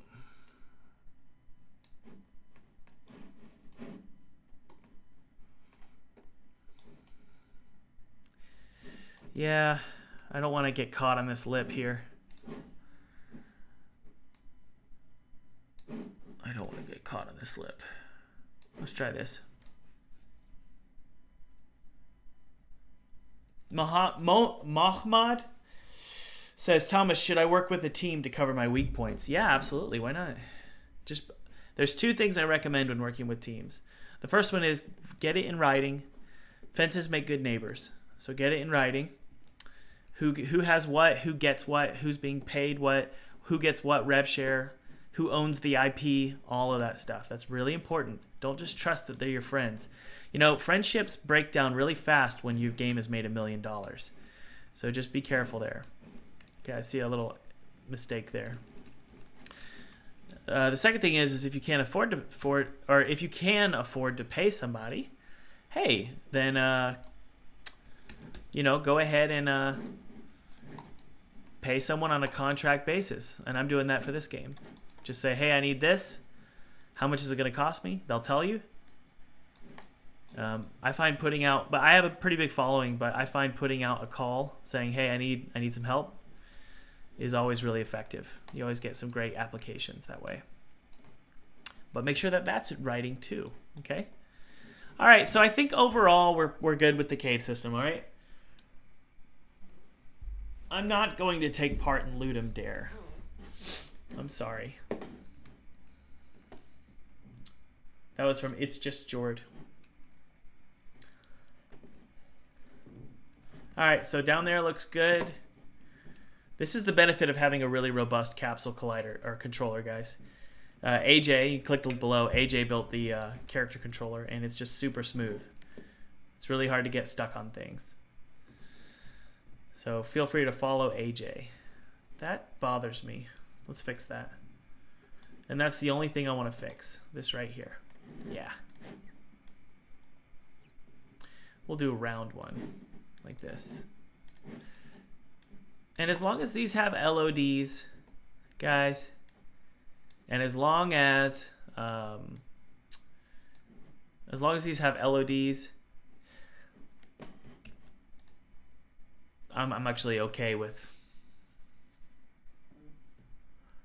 having a bunch of them all over the place. Yes, the game, Nathan, the game dev course is full lifetime access and 30-day refund policy. I'm not going to ask you a single question. I'm going to go, boop, refund. So there's really nothing to lose. Just, especially if, I don't know if those coupon codes at the bottom of the screen are still available. Right now, the 40% off coupons, there's 3 of those codes available during this stream only. Once this stream ends, those codes are gone. But they may have already been sold out. But if you guys are interested in the course, yeah, it's lifetime access. I don't like that. And I guarantee you, I can almost give you a 98% promise that you guys are going to learn a ton from the course. And the reason I say that 98% is because the refund rate is about that. No, the refund rate is 2%, not 98%, 2%. So my students, they love it. They love the course, and the community is unparalleled. And I'm not saying that to be like braggadocious, because I don't really do anything. I just sit back and sort of hang out. The community is just so helpful on Discord. So let's see if what is this thing here? What's the point of this?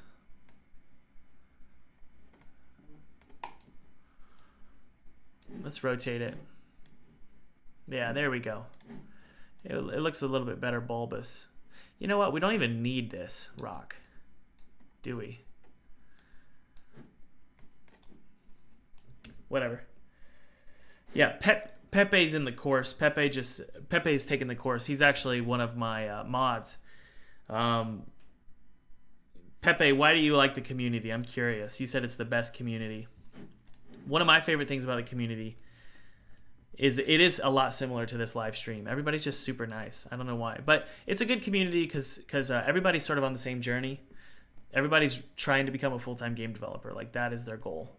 And so everybody's sole intention is that. So, and obviously you can get a similar feel with my channel because a lot of you are on that same path. So you don't have to be in the course, obviously. It's just extra help. Okay, goodness gracious, that looks beautiful. So I love this. This looks great. And Toxichyron says, Thomas, are you down to talk about religion? Yes, let's talk about politics and abortion too. Let's go. No, I'm kidding. But no, yeah, I'm a Christian. And I love Jesus, and I'm one of those cringy Christians because I'm like super Christian. But my big thing, I have a big problem with Christian art. Christian art is such garbage. It's so bad. Like, when Christians make art, why is it so bad? I don't understand. Why is Christian art so bad? What I mean is, when a Christian makes something and they go, I'm a Christian, and then they make something, it's always really bad and really cringy. So I'm trying to break that stigma because I'm openly a Christian, and I know it's probably cringy to a lot of people, but God really did change my life, and I know that that's weird to hear, but he did. Life always goes well, generally speaking, when you pursue God. Obviously, there's the book of Job, which is in the Bible, and the book of Job is all about how God makes a bet with Satan, and he says, hey, go ahead and destroy this guy's life, Satan, and he'll still worship me. And that's the first book ever written in the Bible. historically. Correct me if I'm wrong, whoever has an answer for that. Well, that book addresses the primary problem people have with Christianity, which is, if God is so loving, why would he let the world be so horrible? And what the book of Job addresses, and again, it's the first, oldest book of the Bible, that book addresses, and it says, who is man to say anything to God about what is right? And I love that because, look at me, watch. This is a great example. Watch this. Okay, I just created a rock. Okay? And his name is Charlie. Let's name him. And he's going to have Charlie. I love Charlie. You're great, Charlie. Now watch this. Never mind, I don't like you. Am I immoral? So, as the God of this world, my morality is almost it doesn't exist. There is no question about my morality because it's my world. So that's what the book of Job says. Job says, who are you to tell me what I can and can't do? Which is a rough thing to say. That's a rough thing to say, and it's very difficult for us to handle as human beings. I get it. It's a hard thing, but that's what the book of Job teaches. So that's all I'll talk about. So to answer your question, yeah, I don't mind talking religion. I think it's interesting. No matter what you believe, I'm always down to talk about religion.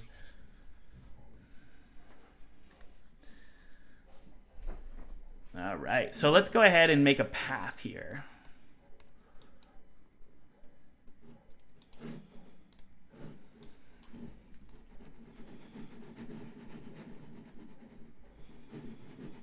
Okay, we're going to smooth this out. Man, this music I'm listening to is garbage. And Alexander, I won't hold that against you at all. I understand where atheists come from. I really do. I can understand it all. I really can. I don't pretend to know everything. I know what I believe, but I'm not going to sit here and pretend I'm correct. I know what I believe. So.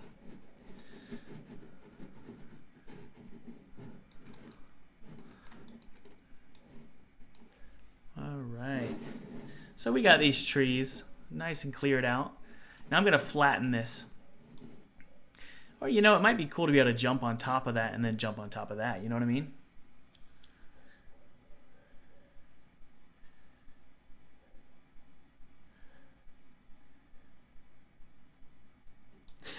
Nacho says, but Charlie didn't create a temple to worship me. Hey, I always say, God's allowed to make the rules, man. If God says this is the rule, that's the rule. If he can make this universe, he can make the rules. That's his prerogative. Is that a word, prerogative? So that's my perspective. And it's not an easy one. It's not an easy pill to swallow. It's not easy at all, but that's just what I believe.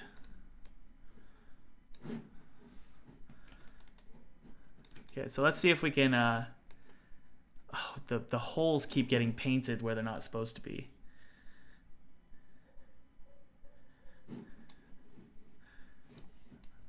All right, so let's see here.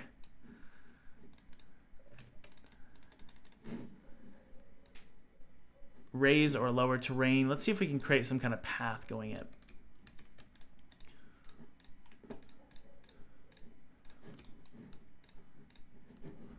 Okay, so that will smooth this out, you know, and then we'll add some rocks over there. And then over here.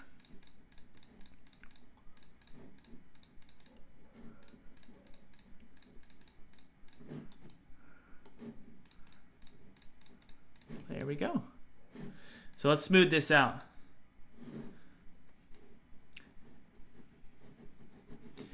See that? Now we just made a nice little path. And this should be a pretty good path too, going up here. So man, this is going to be fun. Look at all these cool areas, guys. And it's all because we found that cave system, you know? Maybe we'll put a key, you know, on that cave system. Of course, God, if God is, okay, let's define God, Juan. what is the definition of God? That's the problem. When people argue about God, the definition isn't clear. My definition of God is the entity beyond our dimension, far beyond our dimension, that is observing and is also responsible for what we live in. He's the creator. All of us are creators. Everything's observed. So who are we to say that we're not also created and not observed? Okay? So that's my definition of God. So you asked, so is God beyond our morality? And I say yes. Although he does limit himself to his own morality that he gives for us, right? So, for example, Scripture says that he won't break his promises, right? Is God allowed to break his promises? Absolutely. He can do whatever he wants. But he promises to not break his promises. And if he did break his promise, by all means, dude, you created this world, right? I'm allowed to break my promises to these trees on this screen, right? So, it's not an easy pill to swallow. It's really not.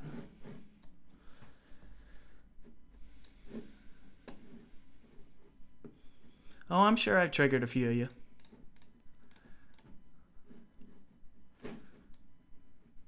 All right, let's smooth. Nice and smooth. And I don't blame you for being triggered. It's not easy.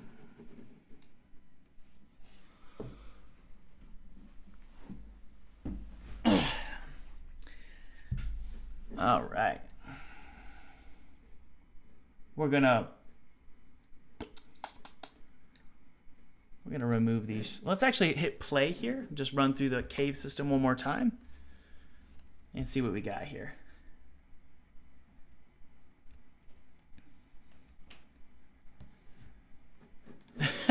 Average atheism fan versus theism fan.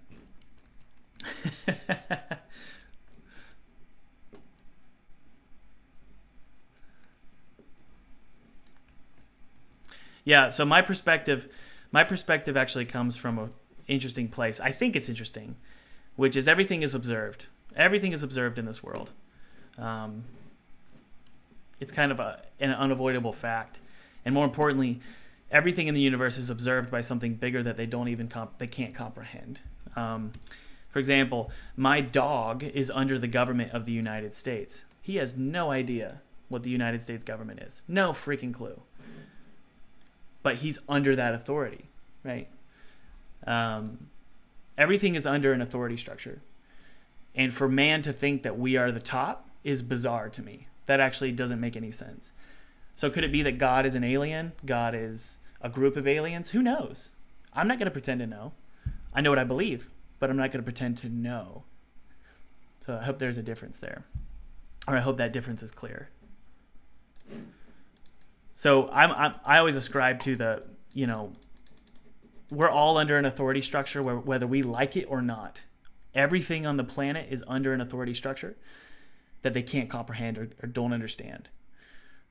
So for a human being to say that I'm the peak level of consciousness is a strange thing.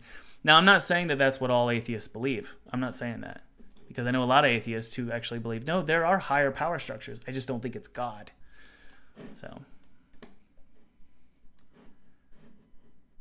but theology discussion is done. I'm done with that for now. Let's get back to work.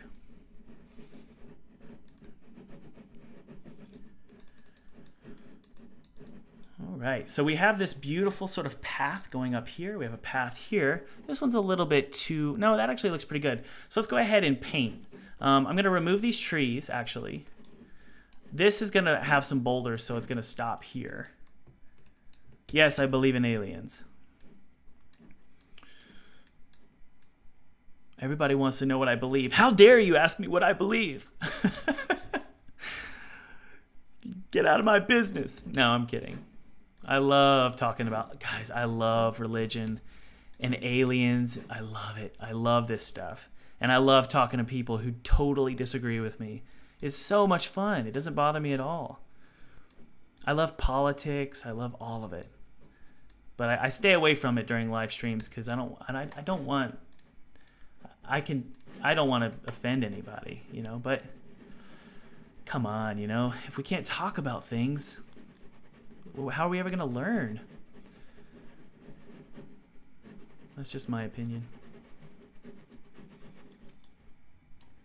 Should aliens be in the game? Aliens will be in the game, yes. Would you guys like me to put a UFO in the game?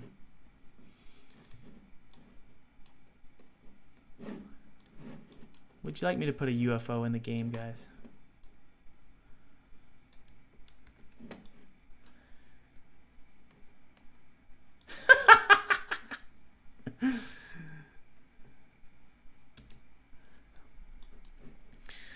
I'm just reading some of your comments. They're hilarious.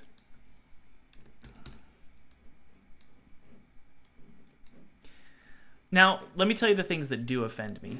Here's something that offends me. You guys ready? This is going to get political. All right, here we go. So if this bothers you, you might want to unsubscribe. Whew, I don't know if I should say it. McDonald's has the best burgers. I said it.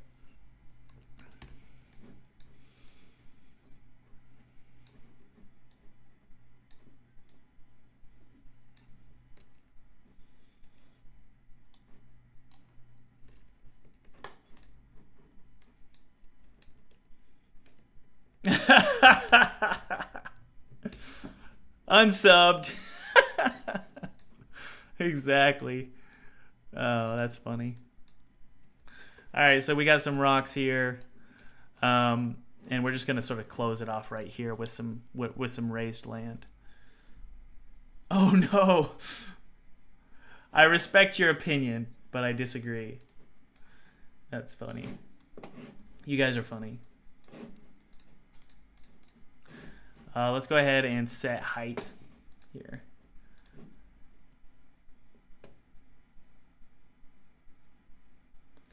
Bye, Thomas.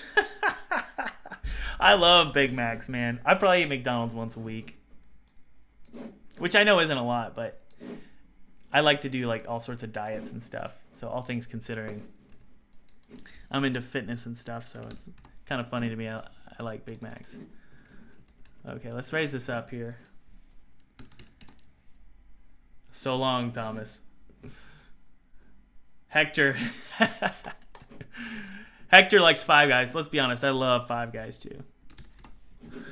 I love Five Guys. I've always liked McDonald's. Something special about McDonald's. I think it might just be the fake meat, you know. They pump in sugar, all that good stuff, like the cheese that you can leave in your car for like a week and it's still good. Like that's the kind of meat or kind of burger I want. Okay, let's raise this up just a little bit more. Because we really need to block it off, guys. Block it off. Block it off. There we go. Whoops. We're going to delete this rock here. We don't need it. Okay, I'm going to hit play really quick just to see how this feels first. Let me remove all those trees.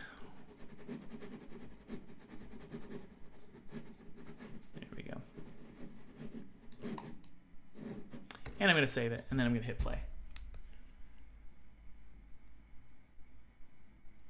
Czar, or Mr. Exclamation said, "You're a huge inspiration, dude. What made you decide to make a 3D game?" 3D games are actually easier to make for me than 2D games. This game has taken me, in total, maybe 60 hours already, and that's nothing. I mean, for me. Maybe I'm wrong there, but that's what it feels like. Whereas 2D games, man, to get content done, it takes forever. What just happened? What is this? Ooh, look at that. That would be cool to have like a really pretty view over here, you know? I love doing terrain design. I'm done. What crap is this? All right. So far it looks pretty good. What I'm going to do is take the terrain tool here and just raise up right there. And then let's close it off. So let's see here. Yeah, we're going to close it off. We need to go a little bit higher, so about 250. Just like Charlie, the trees have been deleted. That's right. Hey, I made this world. I can do what I want. That's what the book of Job says. I made this world. I'll do what I want.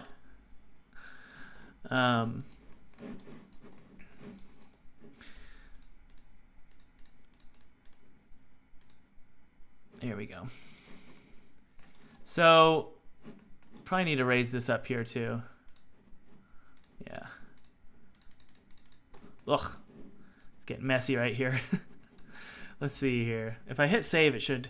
Yeah, there they go. It clears it up. Okay, so pretty good. Yeah, that's not bad. Maybe do a little bit of that. A little bit of this and a little bit of that.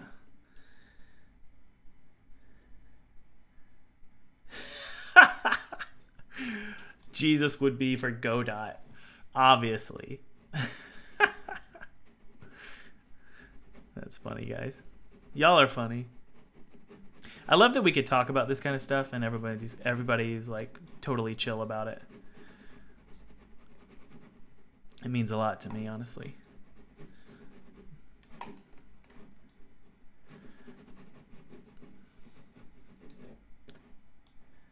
Tuck Mac.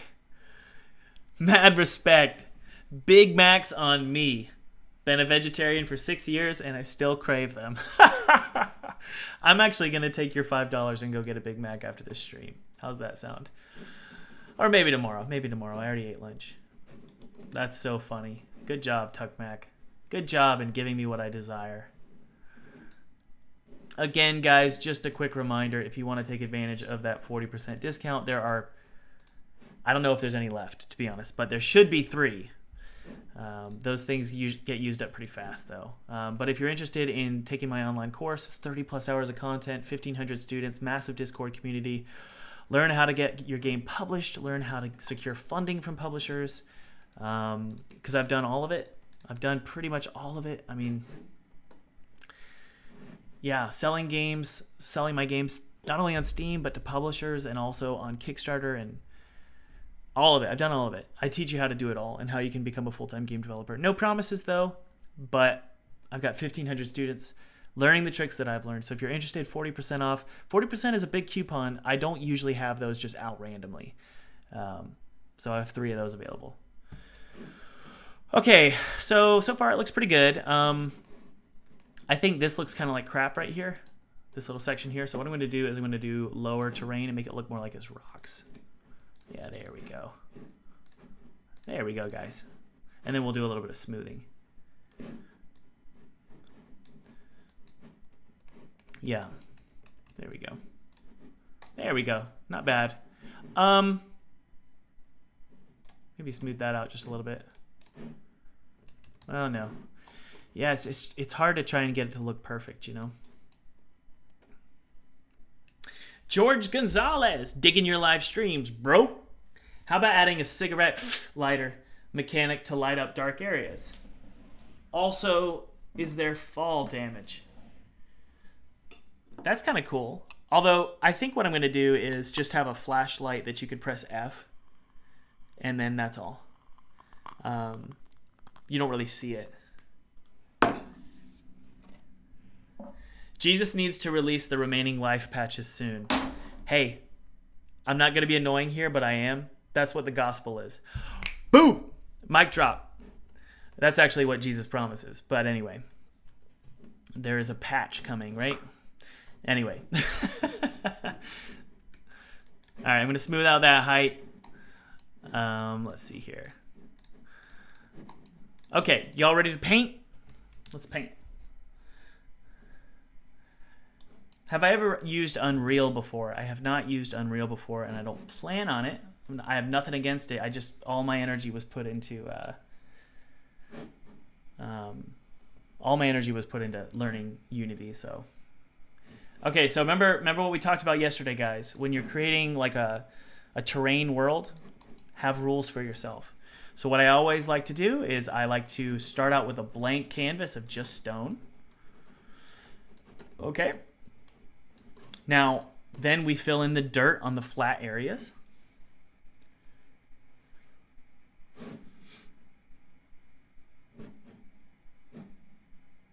Where's my grass? There it is.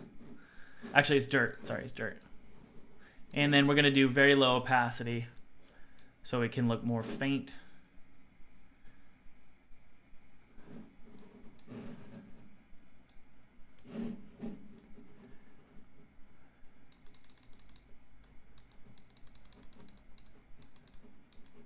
All right. So we're just putting our dirt in here. I have no idea what this zone is, but we're gonna figure it out, right? I'm all about just feeling it out.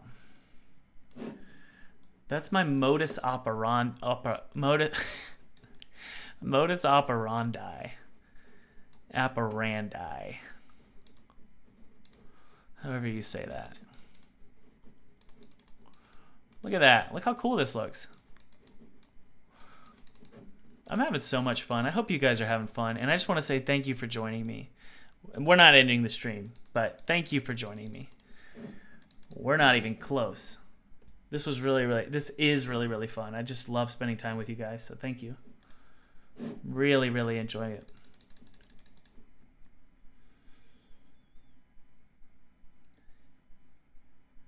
Is the course really worth it? This is from George. Anybody who's taking the course is in the chat. What do you guys think? I'm not going to speak for the course for what it's worth. But if anybody's taking the course currently, let George know if you feel it's worth it. And I'm pretty sure a few of you are taking the course. I think a lot of you are actually. Well, Hector, that's kind of biased, buddy. You're my PA. But I appreciate it.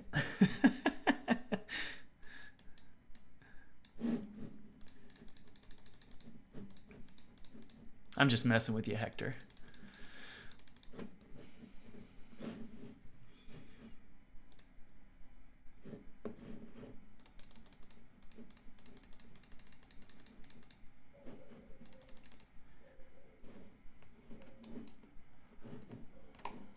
Okay, I'm going to make this look like stone, actually.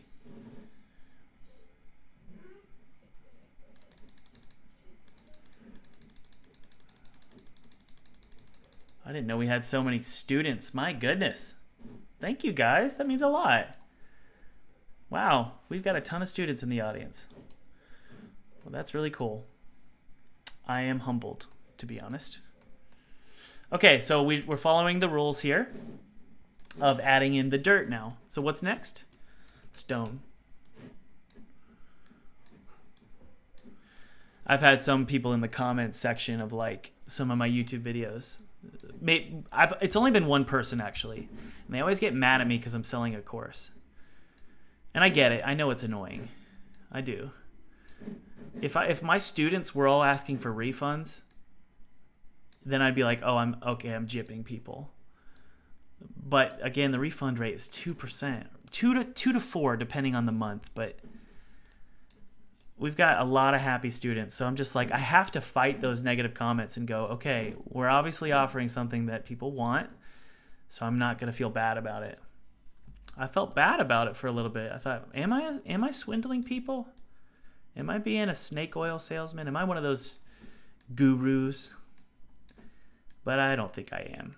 And I can tell you right now I'm not. Only because of the response that I've had to the course. So it's a good course, guys. It really is. If I do say so myself.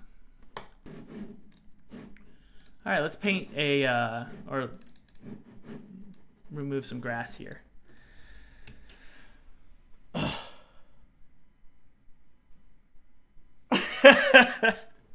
The Bug Bee says, dang it, Thomas, why are you selling a course? That offends me.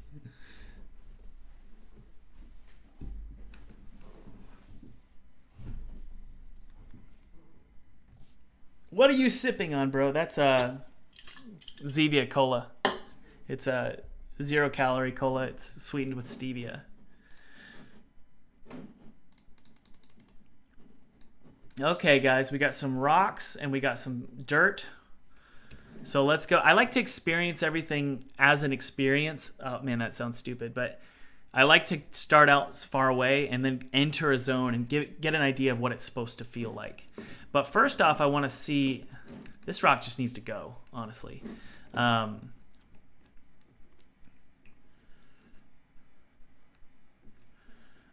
right, so let's see here. Whoa. A man trying to make money so he could survive? That offends me. Well, this looks like crap. Ugh, I hate it. What are we going to do? I think adding some trees will be really helpful. This right here just looks weird. So I'm going to smooth that out. Yeah, that looks like crap. So let's see here. And I could probably get up there with this. Yeah, I can. Oh. And good, this isn't actually that big, which makes me happy. All right, so let's make those edges look a little bit bigger. I think that is the mantra of today's stream. I like to experience things as an experience. So this one was bothering me, and that bothers me. Can't we all just experience life as an experience?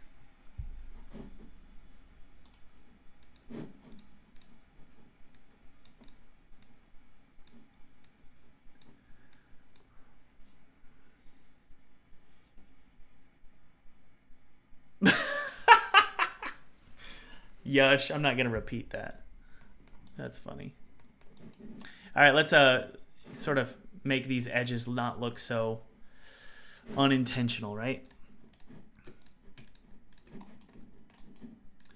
All right, so now it looks a little bit more like it's intended, you know? Man, this terrain is starting to look like Morrowind, and that's not a good thing. Right, guys? Right.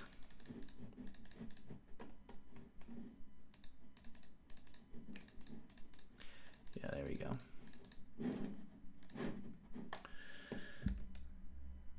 Okay, now we got it. Okay. All right, it was disappearing for some reason. I'm trying to get a feel for how it's going to look below, you know? There we go. Morrowind was a great game. I have nothing against it. It just looked like crap. You know it's true. Don't argue with me. All right, we could probably put a rock over here.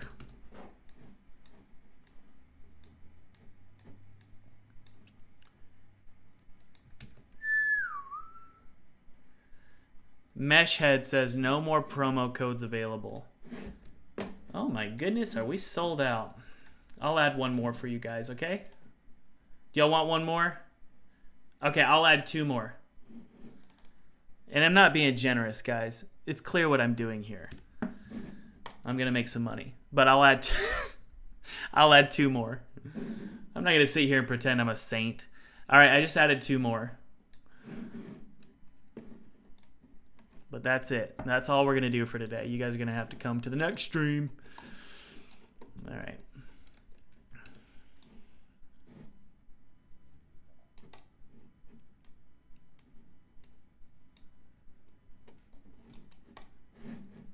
Thomas, thank you so much for letting me give you my money. Yeah, I'm not a saint. Trust me. All right, let's smooth this out.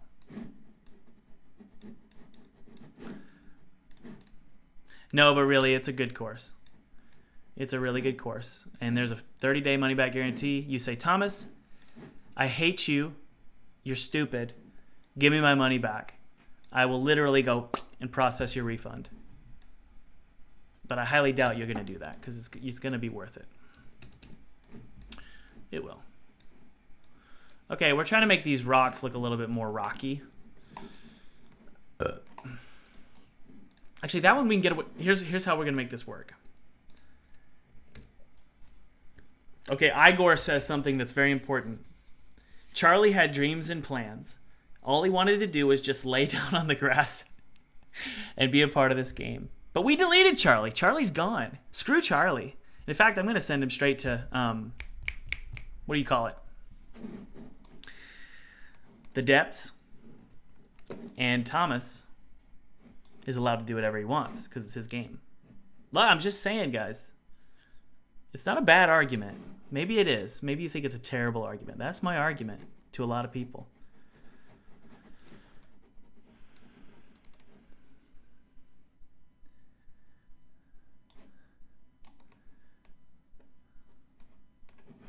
Okay, I'm done working on this. Let's go ahead and paint. Sorry.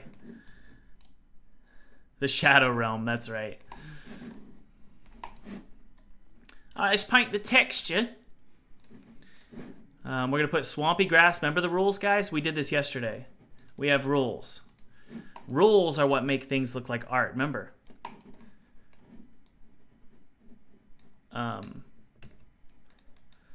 Why does some artwork that looks like vomit look beautiful? Because, guys, there's intentionality behind it. There are rules being set by the artist, okay? So when you set rules for yourself, so for example, color rules, suddenly your game is going to look a lot better. And you're not going to know why. It's like, why does this look good? Look at the rules I've established for myself. You guys see the 3 colors I'm using? Gray, green, and yellow. That's the rule. Gray, green, and orange, really. Okay, sorry, I just need to make these look less boring.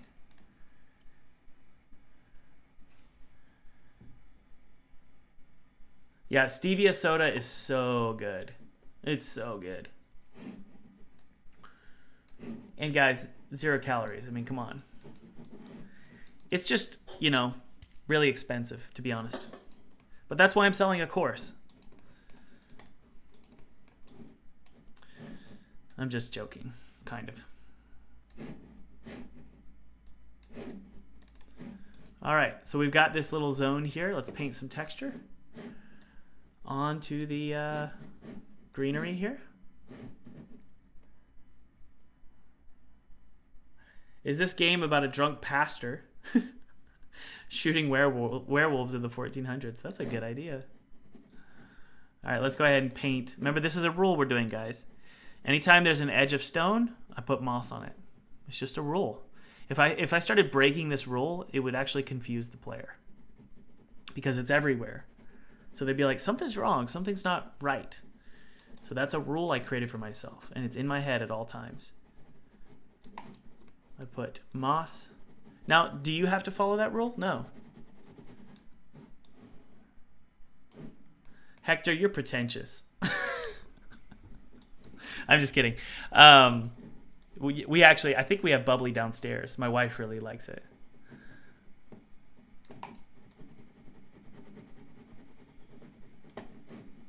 Pretentious Hector. Oh. Yeah, 1 color palette per area. You could do that. Sure. J.J. Abrams does a lot of this kind of stuff in his movies. You'll see just like characters going from one world to the next, and each world has a very distinct, like ridiculously distinct color scheme. It's almost obnoxious. It's like monochromatic. Like, remember the red sand or what was it? It was like white sand or something. It was something, I can't remember. Whatever. I just remember thinking about how it kind of annoyed me. But, you know, and that wasn't J.J. Abrams, actually. That was Rian Johnson. That movie. Let me know. I want to know what you guys rate. What was it? The Last Jedi? No. Yeah, The Last Jedi. Go ahead and rate it. 10 being the greatest movie ever, 1 being the worst thing you've ever seen. Go. Do I accept Arabs in the chorus? Of course I accept Arabs in the chorus. I just don't, it's not translated to Arabic.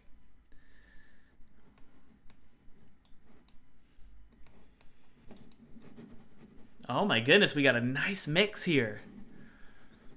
We've got a really nice mix here. Boaz.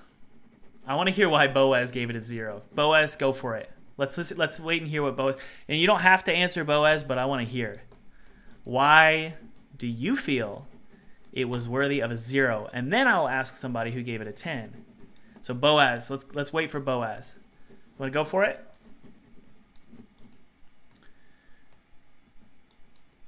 Jackrabbit says it was a waste of your life.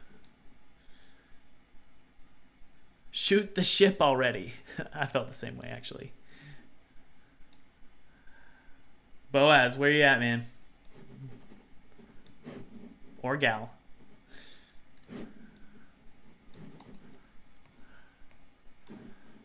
All right. Bro, you scared Boaz. Why not? Well, that's actually, Boaz, you should start a movie review company. I would love to see, or a site, I'd love to see your review on Metacritic. And it says 0 out of 10. And then it's, why not?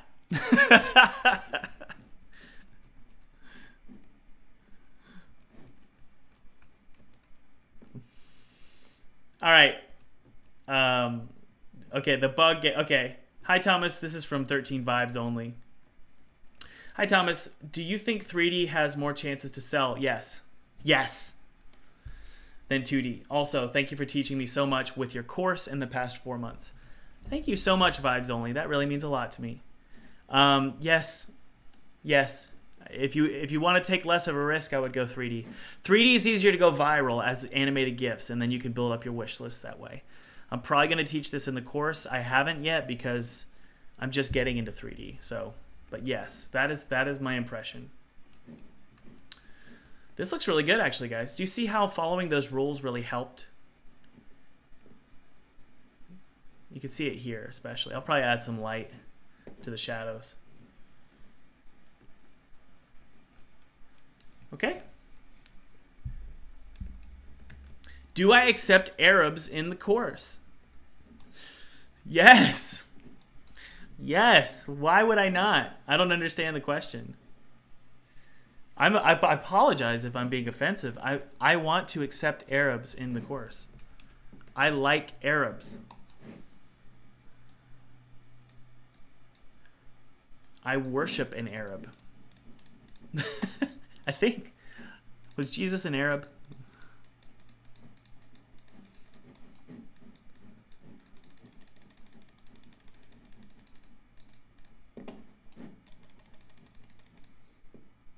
Okay, okay. I accept Arabs in the course, but I'm going to mute you because I think you're just trolling me.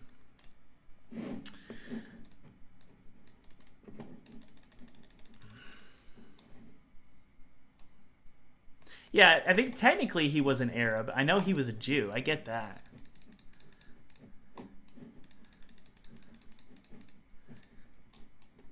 Do I accept aliens? Yes, aliens have to pay $1 million per seat, though.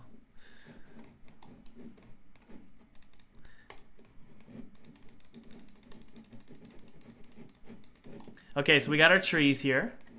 Looking good. Okay, good guys, good. Sorry, I'm moving a little bit slower today. Don't underestimate the value of having that first person weapon in front of your face when you're testing out your game, because it really does make things look so much cooler. So let me explain. If I hit play here, there's always the risk of playing your game one morning after the previous night you were working really hard, and you go, ugh, I don't really like it. And then you go, I'm going to quit, right? I'm going to quit. I don't like this game. Well, just make sure that first-person controller has a gun in its hand. So this car 98, you know, which is what we worked on earlier. And then all of a sudden you're like, oh, no, it's kind of cool. It's kind of cool. I actually like it a lot more. Don't underestimate the psychological tricks to do when you're creating your game so you don't quit. And I teach a lot about that in my course, actually. All right, so pretty decent area. I'm gonna add a lot more trees back there, maybe some stone. I want everything to feel closed in. That's another rule I'm working on in this game. The rule is it should all feel closed in. So I'm gonna take this big boy here.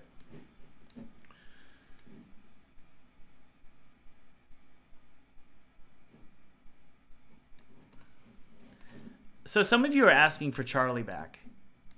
And you're questioning my morality as the God of this world. Does anybody else want Charlie to come back? And I'm a good, gracious God in this world to even consider it. So don't complain. Does anybody else want Charlie back?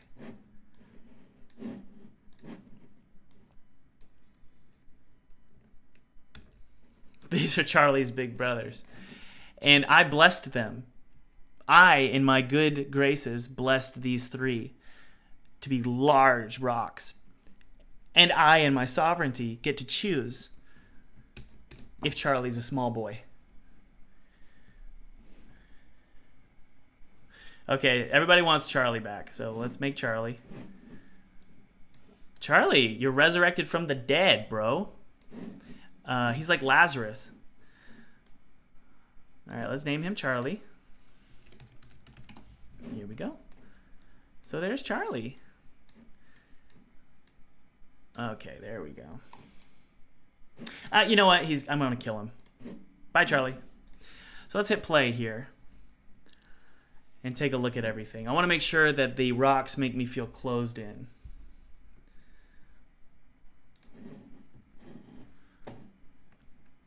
Where did my rocks go? I can't really see them, huh? I don't think they're tall enough.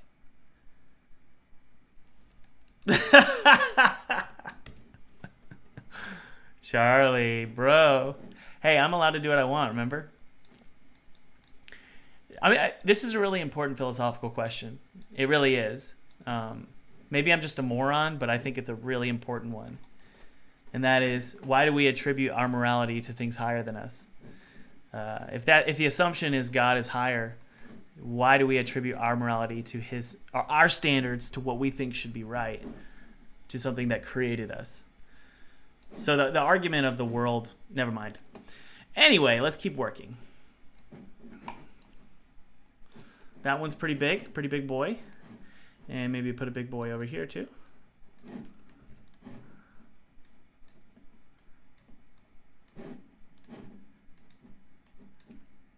Big boy there.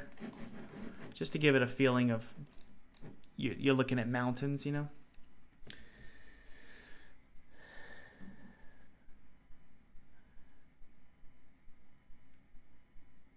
Brosoft says, do you need a publisher to sell well? The only thing that I teach is get a publisher if you want to make a good game and you don't have the time to do it. Why? Because a publisher is going to help you go full time because they're going to give you some cash. I've never really had... Okay, let me be honest though. Certain publishers I've had haven't really helped much with game sales. Okay? But one publisher I've had that's blown me away with the amount of work they put in helping me bring in profit for my company is Serenity Forge. Serenity Forge is that what they do is they look for opportunity, guys. That's what your I've seen that being the best asset a publisher brings, which is they look for opportunities. Serenity Forge is the company, the publisher. They got Apple involved on Neversong. So they leveraged they used my game to build a relationship with Apple. And that was, I mean, my goodness, talk about the greatest day of my life. So a publisher can help with that. I've never really seen a publisher help with marketing necessarily in a super effective way, at least for me, because I'm pretty good at marketing, if I do say so myself. I'm a marketer. I'm kind of naturally gifted at it. But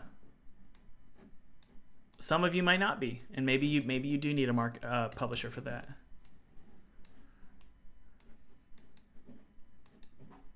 Okay, guys. Maybe one more over here.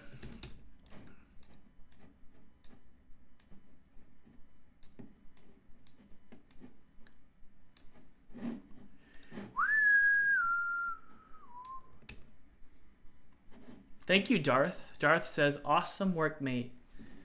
All right, guys, we've got, just a reminder, we've got a free game kit below. Link in the description. If you want to get the same game kit that I used to make a game for PewDiePie in 14 days and live stream it in front of 5 million viewers, totally free. Use it for commercial use. No gimmicks. The only gimmick here is that I'm going to send you more emails with more free stuff. Eventually, I will send you a coupon code for my online course. So that's called a sales funnel. And so you will be entered into the sales funnel, but you can get out of it by just clicking unsubscribe once you get the free game kit. And that's just me being honest with you guys. But I know a lot of you are thinking about getting the course, so you'll eventually get a coupon code from me. And hey, it's not really, you can't really lose anything. So free game kit, right? And there are two codes left. They're probably sold though, to be honest, guys. 2 codes left in the description if you want to get a huge 40% off the course. And those will expire immediately after I end this stream. Okay, this looks great. What if we just made a really pretty field right here? Maybe a cemetery. How's that? Cemetery. Please, please, please, please get a mouse pad. I think you're right. Gustav says, Thomas is a big capitalist. That's right. I am a capitalist. I've got nothing wrong. The only thing I have, any problems I have with capitalism is when companies get so massive that they start telling the government what to do. That I understand that is one of the problems with capitalism. That freaks me the F out. So, oh no, did I start an argument? Let's not talk politics. No. No more. Sorry, guys. Sorry. I don't want to talk politics. No more politics. Sorry.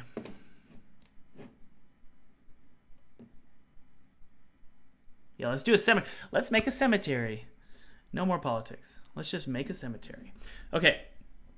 That's my fault. Sorry, guys.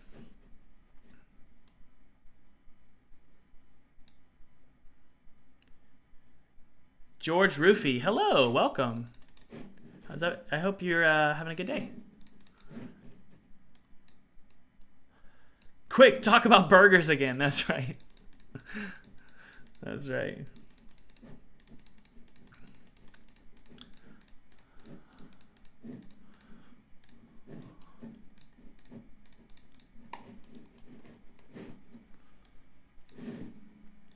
We'll put some grass right here as well.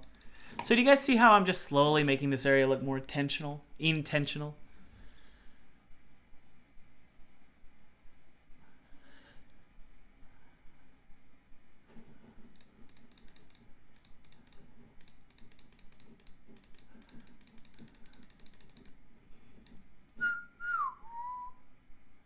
Thomas, put a jar of molasses in the game.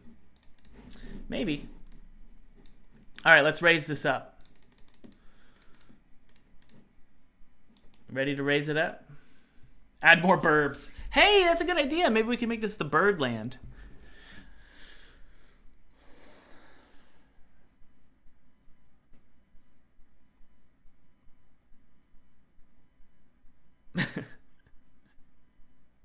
Thomas, what's the worst game you've ever played in your life? I'm about to do something pretentious here. I can easily say one of the worst games I ever made was Castlevania 64, but it's actually one of my top 5. Because gameplay wise it sucks, but the music and the style and the atmosphere and the story are just incredible. So good. So that's for me. Let's raise this up a little bit.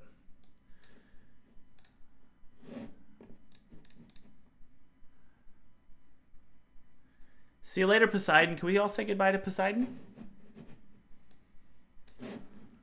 Bye, Poseidon. Poseidon, I wish you all the best in your career and your life. Everybody say something encouraging to Poseidon.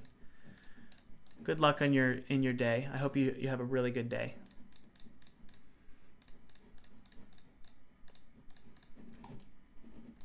We love you. We love you a lot.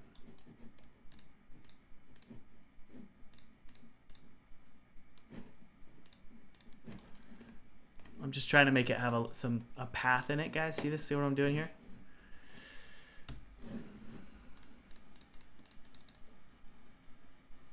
Just adding a little bit of, oh! There we go. Just adding a little bit of path here. There we go. All right, guys. Just a little bit of a path. If you were in my live stream yesterday, you know I like making paths because it leads the player down a path, right? But it also makes the world feel like it's been lived in.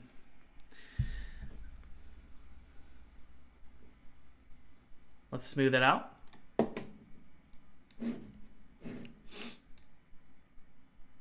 Yeah, I'll put some birds on Tombstone. That's a great idea.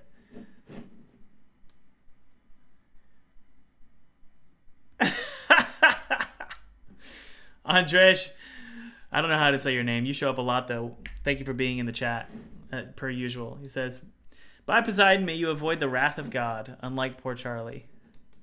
That's funny. All right, so I just smoothed out the path, and we'll smooth this out as well here. That's a little bit of a high hill, huh? So let's smooth it out just a little bit here.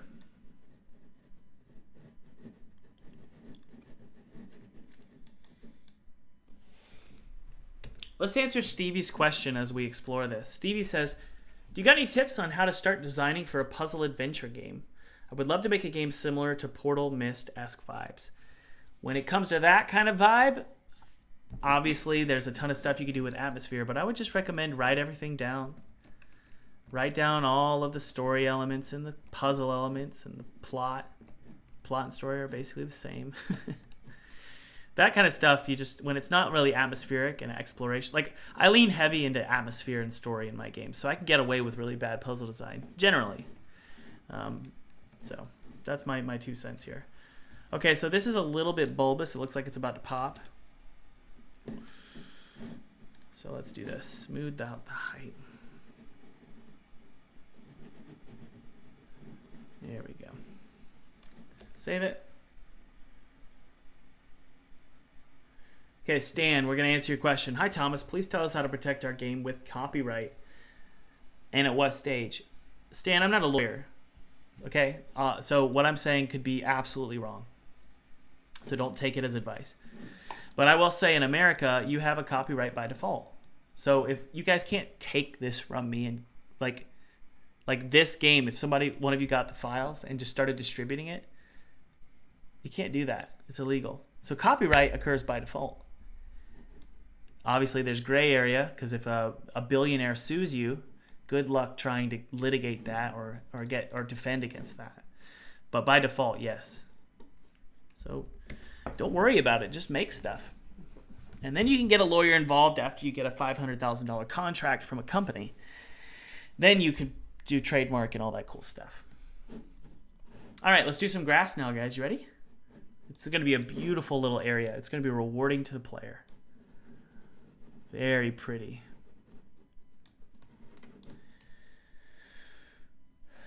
Stevie says, thanks for the pep talk, Thomas. You bet.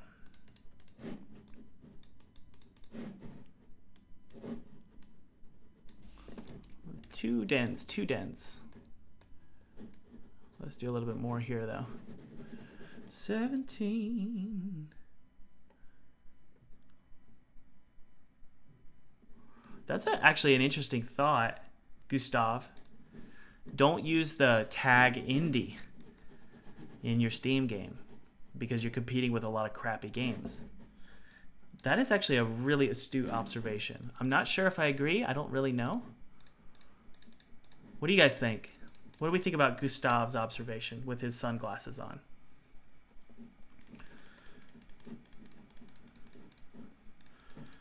All right. So there's our pretty grass. It's beautiful. Harry, it's beautiful, Harry. And we'll just do flowers.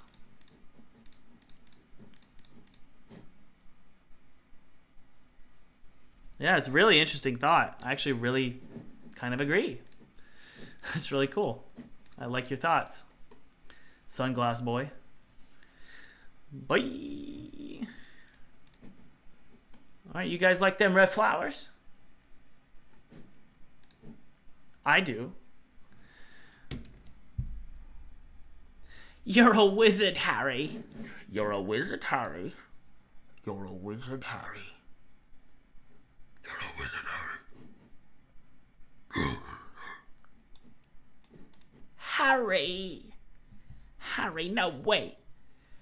You heard what Professor McGonagall said. And besides, you don't even know how to fly. All right. So let's do the tombstones here. Y'all want to put some tombstones up?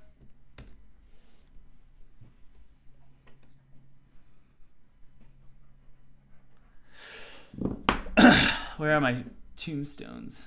There it is. We got a voice actor here.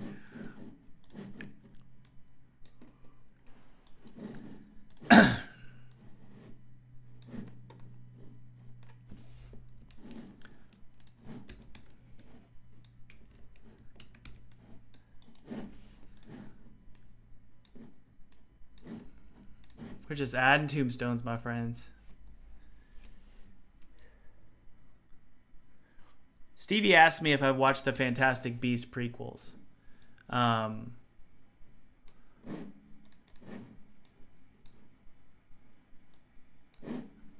No, I refuse to watch anything with Johnny Depp in it. I'm kidding. No, I mean, yes, the second one I did not like. Not because of Johnny Depp. I actually really love Johnny Depp. I love Johnny Depp. And maybe one hanging out, like, sort of on the ground like this. I just didn't like the second one. But the first one was cool.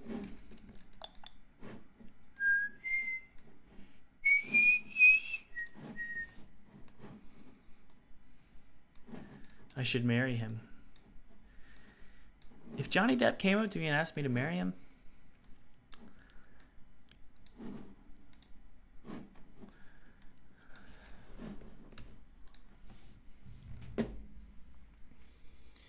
somebody asked, can you tell me how to make the fog look this good? Does anybody want to know how I did the fog? I can show you in 5 seconds. And it's not because I'm smart. Look how beautiful, huh? So we got ourselves a cemetery. All right. Where's my wife?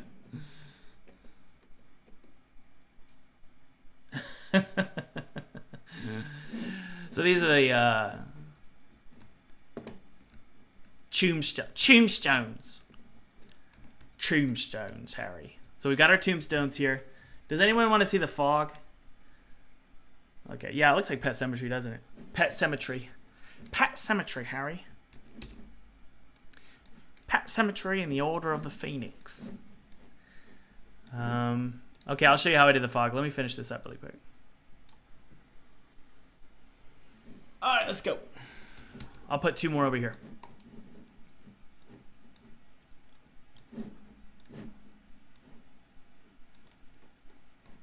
All right, here we go. I'll show you how I do the fog. A lot of people are like, ooh, are you doing volumetric fog? Ooh, are you doing URP? Ooh, all these cool assets. And I'm like, no, don't worry about all that stuff that's going to break your game and make it unplayable on Switch. That's a good shot. I mean, my goodness. So let me show you what I did to get the fog to look the way it looks, okay?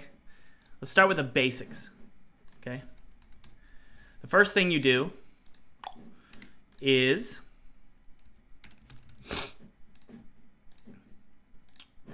it starts with fog in the lighting tab, okay?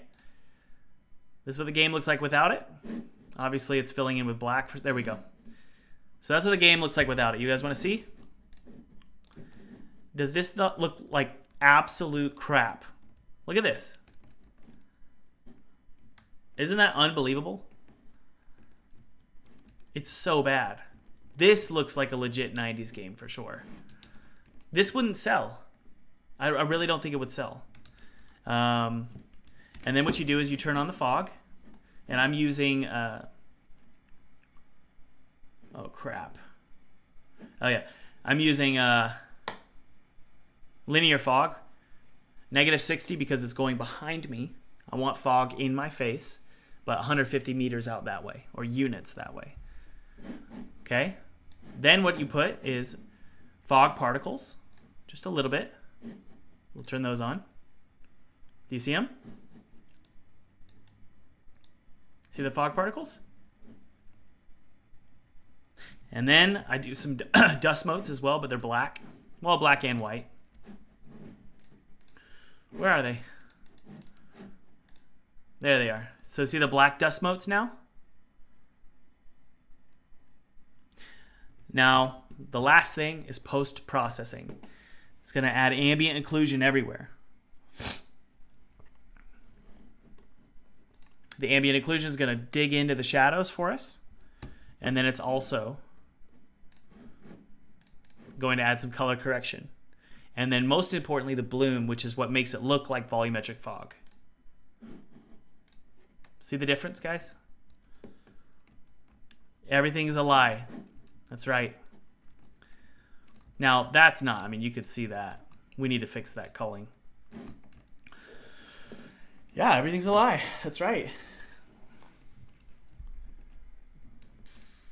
Twilight Princess dust. That's exactly right. Okay, so I really like this cemetery, guys. Let's go ahead and add in a female form for the statue in the center of the game. Okay, so we're going to go to the asset store and we're going to type in woman body. Probably going to get some interesting results, but we're going to go for it.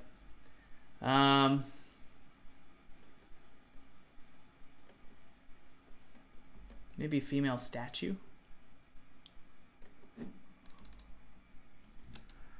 That's actually kind of cool.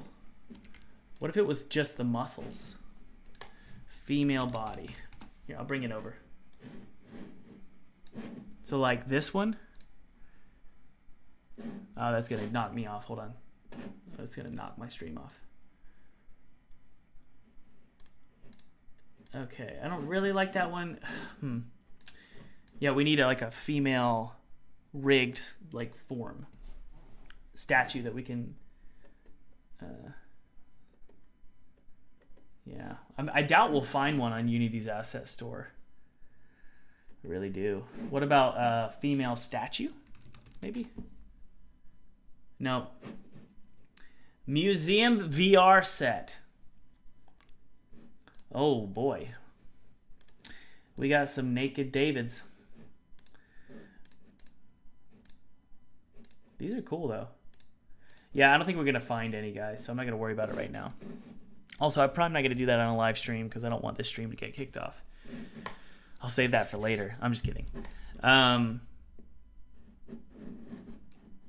No, yeah, I need a female statue, like that's going to be in the center of this world, but I can't find one.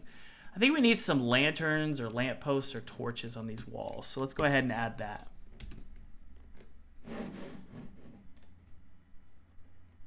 Whoa, man. Did Brave show up again?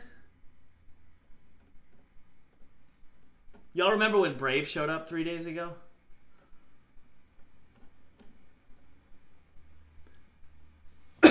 Blender time, that's right.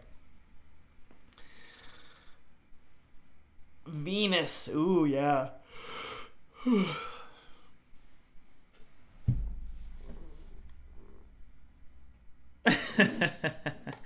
Brave is the browser I use. I use Brave because I hate Google Chrome because they take all your data. I'm one of those people. And Brave, the browser, as a user, showed up in the chat and gave me $100. That was 3 days ago. It's so cool. Because I'm using Brave to stream, which I find is very interesting. Yeah, let's put some torches in the scene, guys.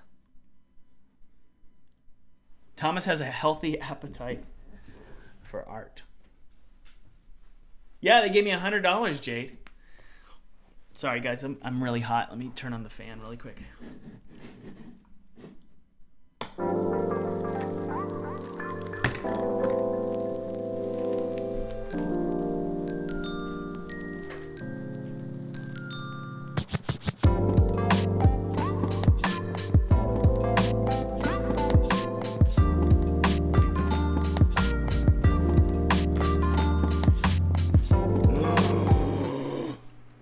Back.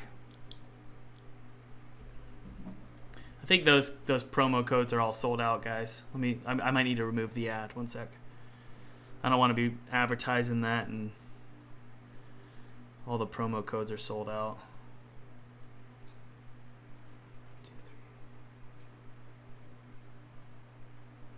Oh, I think there's one more left. Yeah. Let me check. Just to make sure I'm not lying to you guys.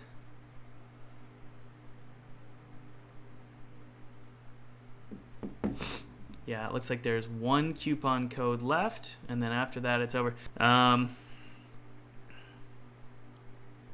no. Nope, they're all gone. I thought I added 2. Wait, what's going on? I'll fix it. I told you there was going to be 2 extra ones, and for some reason there was only 4. Okay, one more code available. And again, that's for my online course, Full-Time Game Dev. It teaches you everything you need to know about making indie games a living. At least I'll teach you everything that I've done in the last 5 years on becoming a full-time game developer. Let's add some torches while I talk. I have over 1,500 students. We have some students in the chat, actually. It's not a scam. It's not a ripoff. It's a legit course that has a very low refund rate. I know you guys hear me talk about it all the time, but it's one of the ways that I live stream and continue live streaming and continue making games. So it's a means of income. So there's one more coupon code left after the chat. After the live stream, it's going to be gone though. Okay.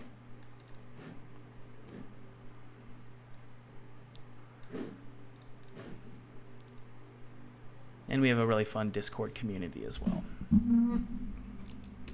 Okay, we're going to have a torch there. And then one more torch over here.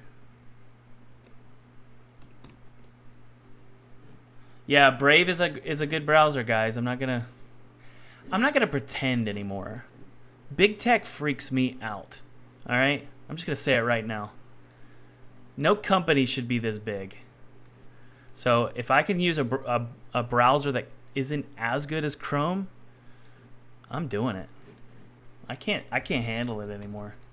They're too big. These companies are too big. And like I said, I'm kind of a capitalist, and they freak me out. So Brave, I like Brave. They're doing a little bit. They're doing a lot, actually. Brave is a browser. They don't steal your data. Okay, we've got 3 torches. You guys want to see how it looks? Let's go.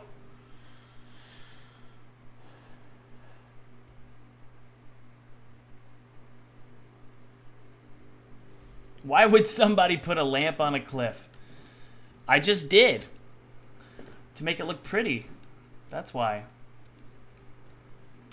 All right, looking good. We need to add some light to the scene because I'm looking at this and I'm just seeing complete black here with just ambient occlusion, and we don't want that. So we're gonna go to our environment here and just pump it up a little bit. Yeah, see that? Oh, that looks pretty good. Look at that, guys. It's kind of cool.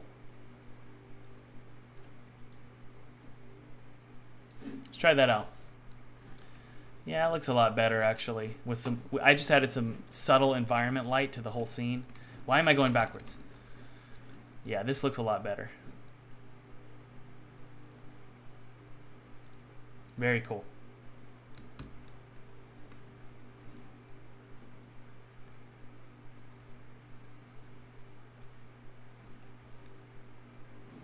All right, I like it, guys. Hey, let's work on that cave. This was really fun. Don't get me wrong. I really liked making this section. I don't know what it's for. Maybe we'll put a key over here or a switch or something. Yeah, I'm going to do UI stuff. I need to smooth that out. We're going to smooth that out. And then we'll maybe add some torches to the cave that we created in the live stream. This was really fun, wasn't it? So we'll add some torches into the cave here and maybe some bushes, things like that. But how cool is that? So let's go see how it looks from the bottom here.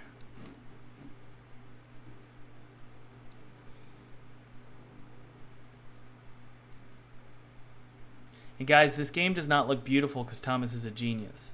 And by the way, I don't think it looks like genius beautiful. I'm just saying, a lot of you are like, ooh, that's so pretty. It looks pretty because I've been strategic with using assets from the asset store. I'll be honest. That's what I'm doing here. So these rocks here, I can just jump on them and get up there, right? Yeah, I don't want to do that. So we need to delete those, huh?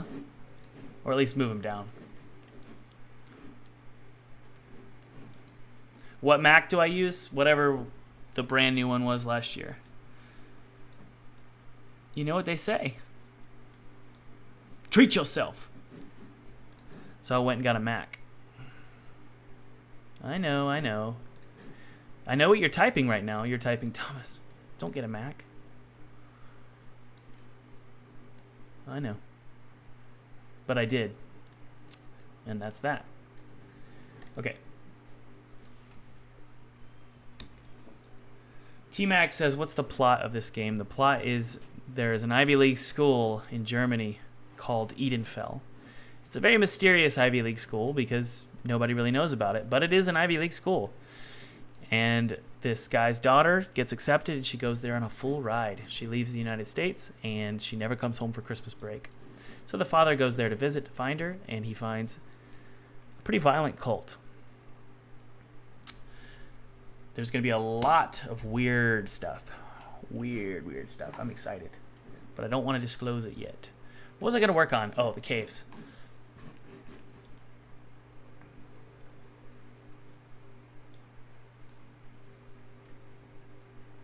Ivy League school. It's like a Harvard, you know? Okay, so let's see if we can stuff some wall torches in here. Nope, not that one. Ooh, okay. And I like how it sort of orients itself to the wall. What happened here? Oh no, I think it's just a texture. That's pretty cool. So we're just going to keep zooming on down, and hopefully these torches just orient themselves to the walls. Generally, we still need to make some tweaks here. And all of these guys, all of these things, I'm going to go in and do an LOD, okay? But let's first check and see how this looks. Sergio, you say, sounds like a cool premise. Thank you. That means a lot. My hair has a nice shine to it today. I kind of like it. Ouch! Ouch! Okay, hold on. Let's smooth that out. Well, let's just do one more lantern while I'm inside the cave. I don't want to have to find my way into this cave again. How about... It's like when you're making games, it's like you're playing Minecraft almost. I don't want to have to come inside this cave again.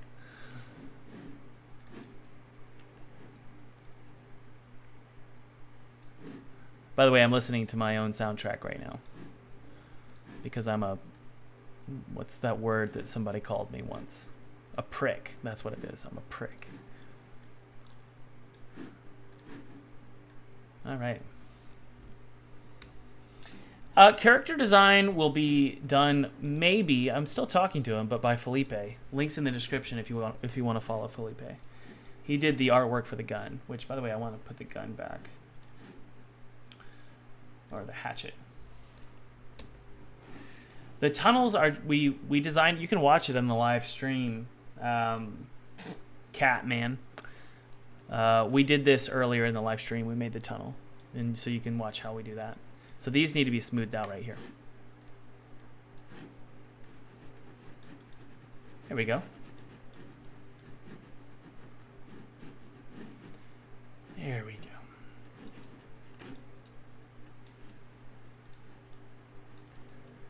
But the tunnels, long story short, the tunnels were just done with Blender.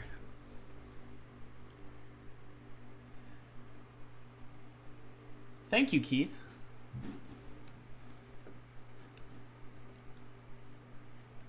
We need to smooth that out.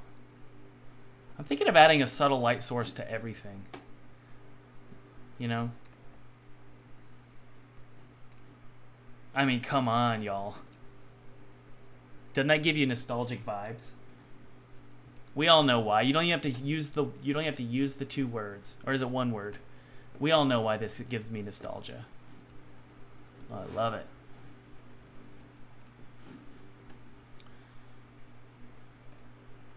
Skydiving game died.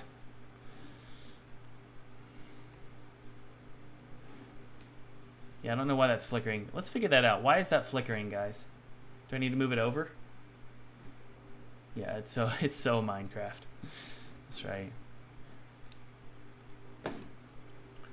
All right, guys.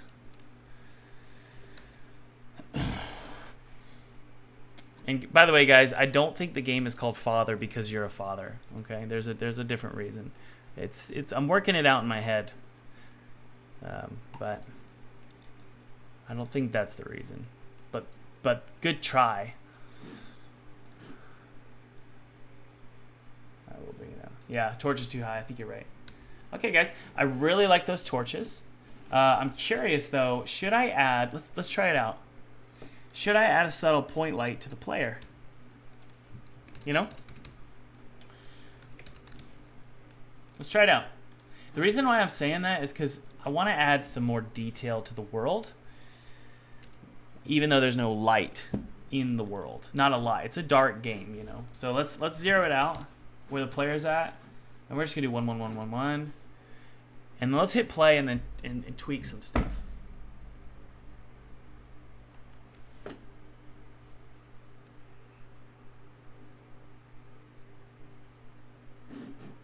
Thank you, Flawless Gamer. That means a lot. Okay, so it's not showing up, so let's go ahead and hit pause. What the F? Why are you here? Oh, we need to put it inside the camera.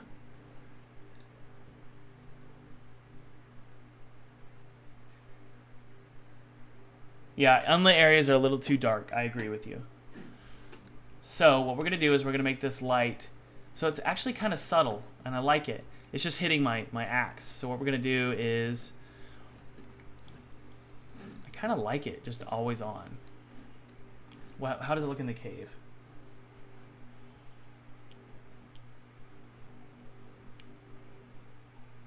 It helps a lot. And obviously, guys, there's going to be, but I'm not done. Haven't done that yet. And we'll have sound and all that cool stuff, right? It's a game. Yeah, I think the light actually helps a lot. So let's go ahead and tag the guns as ignore lights. And then the point light is going to be culling mask. Yeah. And then also, I don't want any of the guns to be casting shadows. That's just weird. So let's make it all of these meshes. We don't want to cast shadows, but we want to receive shadows, right? Okay, save it out. Thank you at Uniday. That means a lot to me. The Z is 11 on the light. Is it? Let's take a look. Dead by Daylight, huh?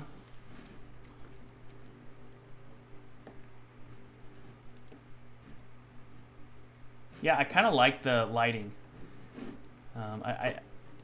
Certain games do that, usually 2D games like Hollow Knight, you just always have that light with you. I kind of like it. What do you guys think? So Z is at a negative 11. Let's take a look. No, it's not. It's negative 2, but that's because it's I mean, we could put it here probably. The scale is 11. That doesn't do anything, though. But good. Thank you for catching it. Good job.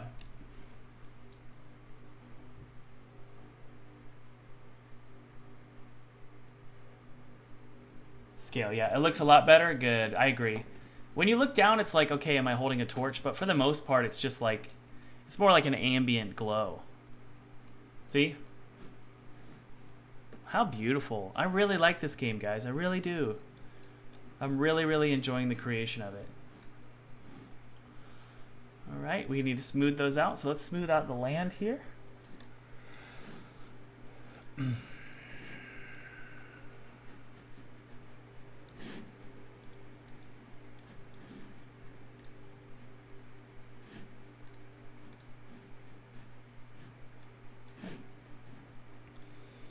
This was a little stupid looking right here, okay?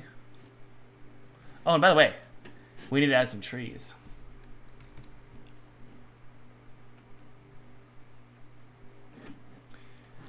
So I'm gonna take some of these dead trees over here. I'm gonna take that dead tree, select it, there it is, in my hierarchy or my project, and then I'm just gonna put them right here, you know it? And you guys said you want to see some birds. I want some birds in my scene. Put some birds on that tree.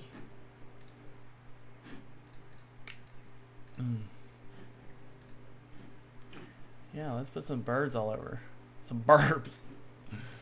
All right. Don't we have a bird group? I think we might have a bird group. Maybe not.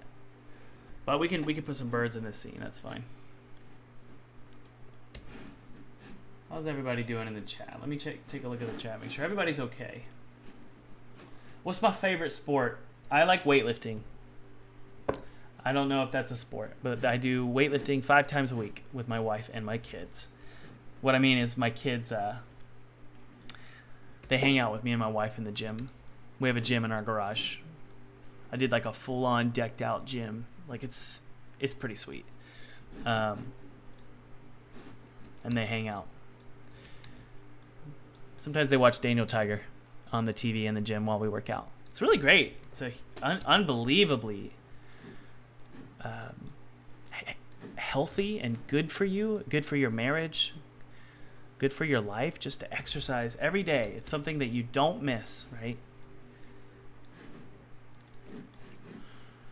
There's no excuse, right? At least for us. I'm not saying everybody has to be that way, but for me, that is sort of my standard.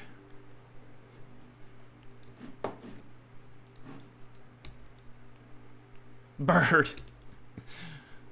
Okay. And guys, when you're working with nature, it's good to try and scatter things a little bit more random. You don't want it to look like a pattern. So there's some birds right there. Hey, why don't we put some in the trees here? Now I get it. Some of you are like, Thomas, let's see here. Some of you are saying, Thomas, you've got a lot of scene or objects in this scene, and that is true, but we're going to do a lot of LODs. Hopefully that'll help, but I have to do that later. Right now I want to just work on this and make it look pretty. I might hire someone to do that. Probably a porting studio or something. Let me tell you my what I've learned over the years. Do what you're really good at, guys. Optimization is not my forte, but making things look pretty, I can do that. Let's hit play. Birds look too peaceful. Do you want me to give them fangs? Add a bird person.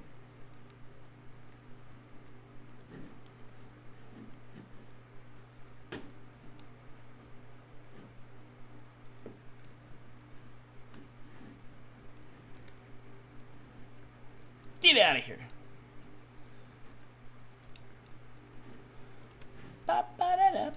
Okay, so this right here is just still bothering me. I'm going to put a fence there, guys. Ooh, freshly dug graves with dead hands sticking out. Okay. I'm down. Congratulations to XX Pro Snipe. We're going to do as you said. Ready? Here we go. We are going to make a freshly dug grave.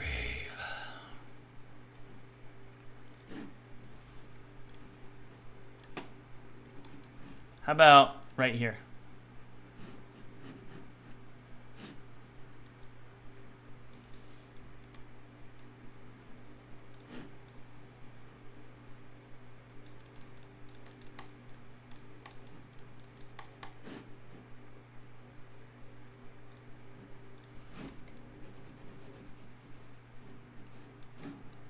That's a great idea.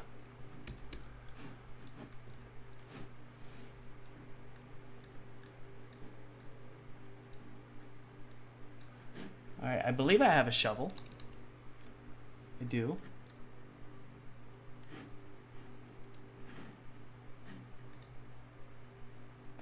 It's in the medieval kit. That's okay.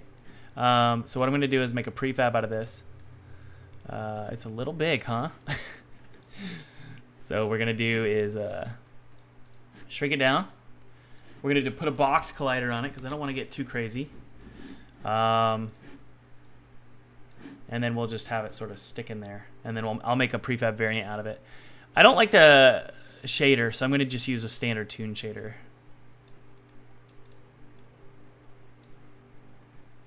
Perfect size, says Nithan. Oh, you want a dirt pile? Okay, okay. Jeez, you guys are picky. Sorry.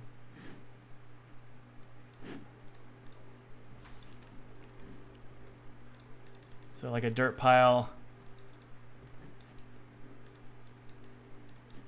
Whoa! Yeah, let's try it. It's kind of hard to do because it's such a low poly terrain.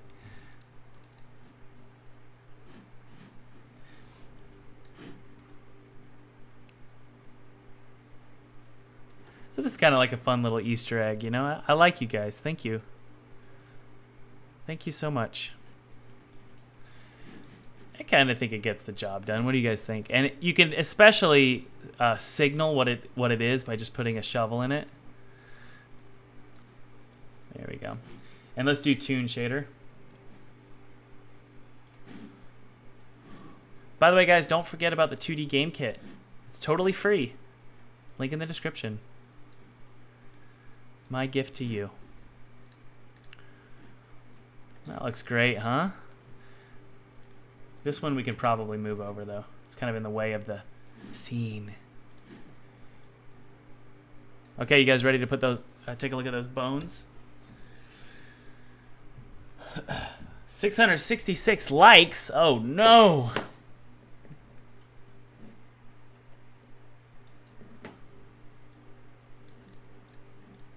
All right. Let's put those bones in there, guys. So I believe we have a skull. Actually, whenever you're making your game, guys, don't just throw assets into the scene.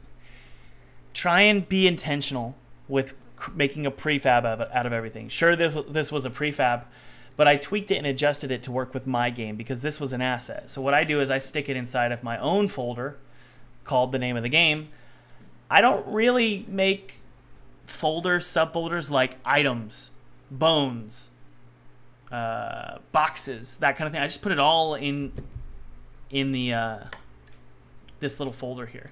The reason I say that is because after a decade making games, but after 2 releases of commercial games, I found that I don't really search for stuff that way. I just type in the name. But it's nice to be organized on a base level, you know? So this isn't the right bone.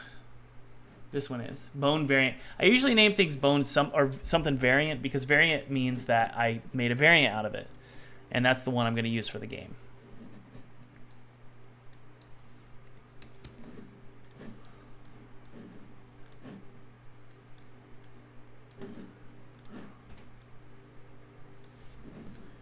We could put a skull in here.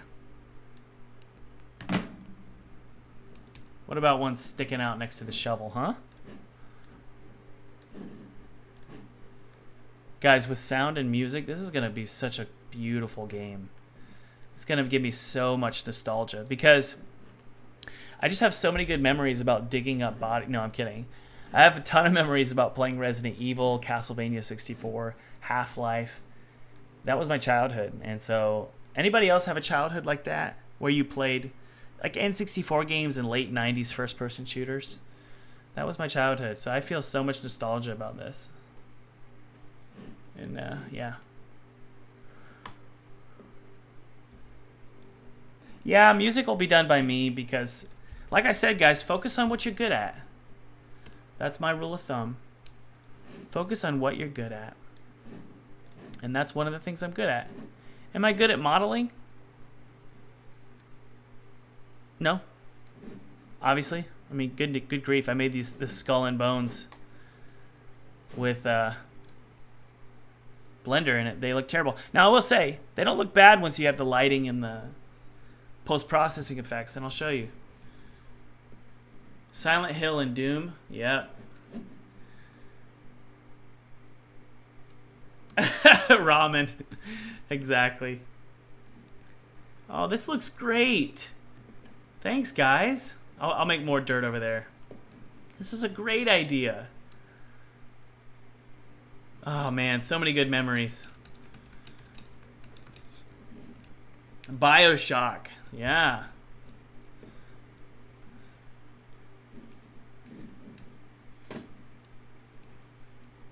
Very cool.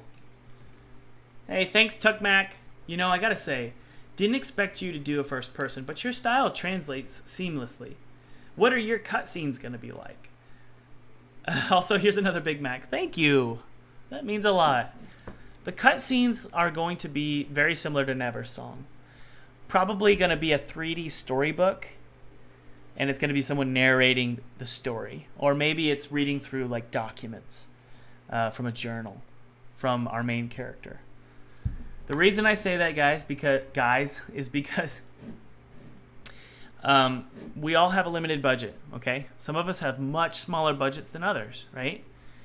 So for your cutscenes, don't go nuts.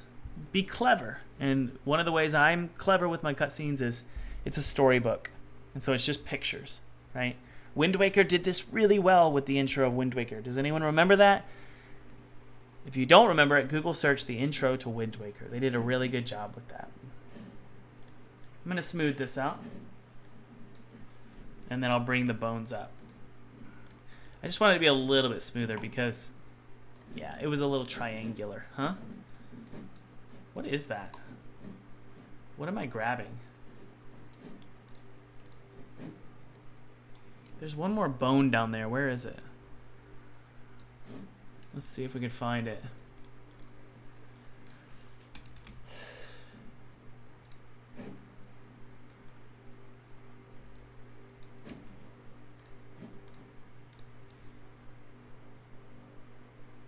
You have a bone to pick with me? Put your glasses on?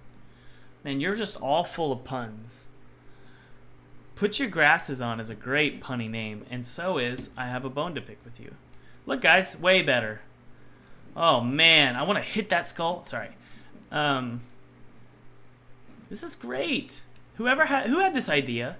Does anybody remember whose idea this was?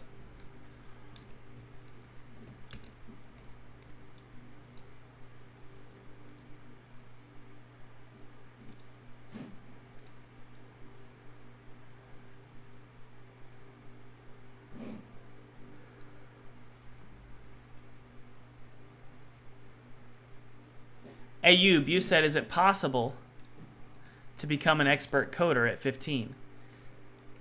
It's possible to do, it's annoying, but it's possible to do anything. Especially when it comes to coding, you can do whatever you want. Don't let your age be a reason why you don't do something. Why is your character like like 2 feet tall? That's a good question. I probably need to lower him.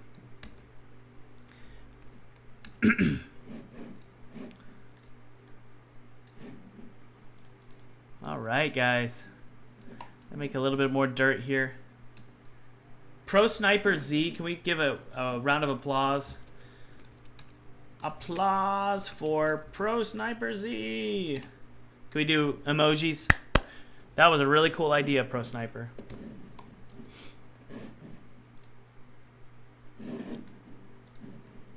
Okay, we got ourselves a really cool idea of just this body being buried. I love it. Coding at 12. That's awesome. And then over here, remember, guys, we're going to do a fence. I'm listening to Carpenter Brute right now, for those of you who are curious. Let's go to our prefabs here.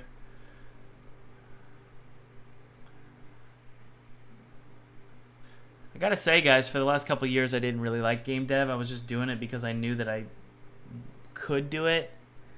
I was really burnt out.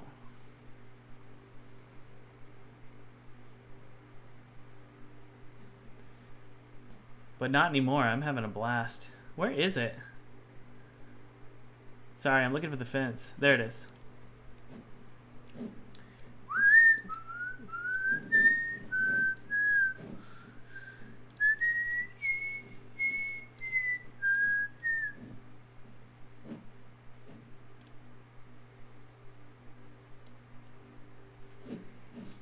I want to see what it looks like. Oh, there it is. Okay. There we go. So this, I believe, is my fence from the my prefabs. Good. Okay. So this is the fence that I use throughout the game. So we're just going to go ahead and...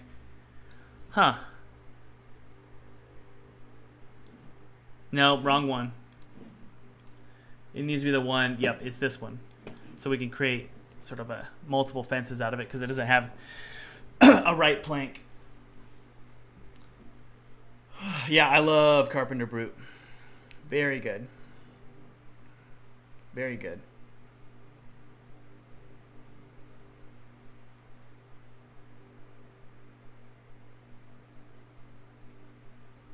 All right, guys. Stream is about to end. Remember that there's one, I just looked, there's one coupon code left for the 40% off. And then after we end the stream, I'm ending the coupon codes. But if that's something you're not into, I totally understand. No worries. There's still a free game kit below. This was really fun, guys. Thanks for joining. Thank you for joining. I'm going to finish up this fence and then head out here. I'm starting to get really sort of fatigued. But I will say there's plenty of full-time game dev students in the chat right now. We have over 1,200 students for the course. It's a great course, if I do say so myself. If you want to learn how to get funding and go full-time, at least learn what I did. I can't make any promises. But if you want to learn what I did and what 1,500 students are learning right now, really big 40% off coupon. These aren't... Lately, I don't throw these kind of coupons around. I was last year because we were in early access for the course, but now I don't throw these kind of coupon codes around lightly. So I just looked. There's one more left. So if you're interested about learning about game development, learning about making a 3D game from scratch, making a 2D game from scratch, securing 6 figures of funding from publishers, Kickstarter, and I've done all of this myself. It's how I support myself and my family. I'll teach you how to do it, at least what I've done. Again, can't make any promises. It's really up to you. But we have a lot of students and we have a lot of fun. But we also have fun in this live stream on YouTube. So everybody's happy all around. You could share a link. I don't know what you're saying though. Yeah, it's funny. Sometimes I post on Instagram like what I'm working on, and everyone's like, "Where's the arms? Where are the hands? Where's this? Where's that?" And I'm not saying that's a problem. I mean, I get it, but I'm like, yeah, I gotta make it. So the arms, I gotta. Felipe's actually working on the arms right now. Again, Felipe's link is in the description, guys. Support Felipe. He's just like you guys. He's dreaming of being a game developer, and he did the guns for the game. I hired him to do the guns. So if you want to support Felipe, go support him on his channel. Subscribe. He's doing a time lapse of the guns actually. So support Felipe. No, the game is not about a priest. But good question. Thank you for asking. Teach me how to dookie. I don't know what that means. Sorry, I just thought it was funny. At this point, I'm just... I think everything's funny because I'm getting a little tired. Whenever I get tired creatively, I get a little buzz. Which, hey, that's kind of cool. As Wim Hof would say, high on your own supply. Right? Anybody like Wim Hof?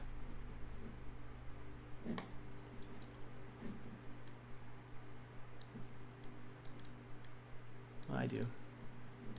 I like me some Wim. I love his breathing exercises. They helped me a lot.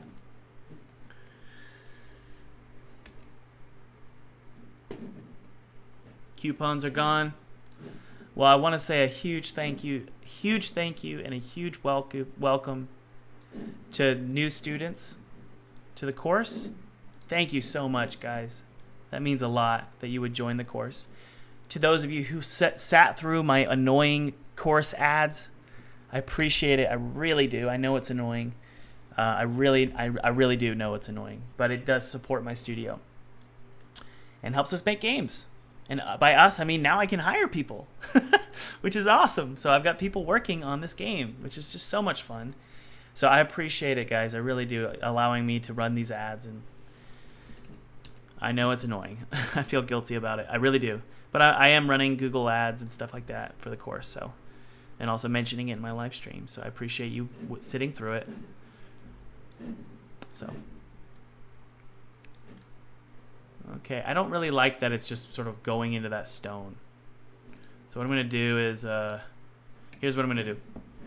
We're going to delete these. First thing I want to do is just bring this over a little bit. My goodness.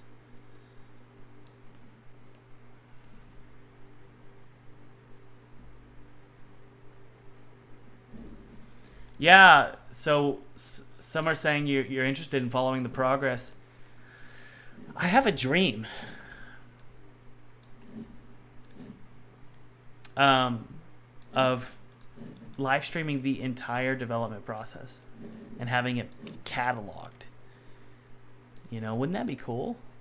I think it'd be awesome. Okay, I have one more little fence to add here. And then I'll do a quick playthrough for you guys before I leave, okay?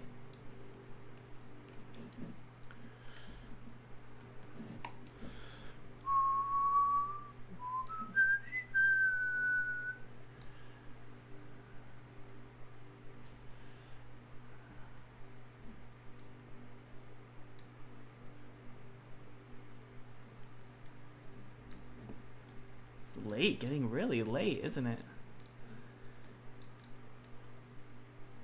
I need to like, what do I need to do with this one here? Sorry, I can't figure out what to do with this one. It's like not long enough or something. You can make it look kind of broken, I guess. I don't know. That's kind of cool. And then just pump up the terrain. And then I'll show you how everything looks, guys. We'll take a look at our progress, which is always fun. Ready? Here we go.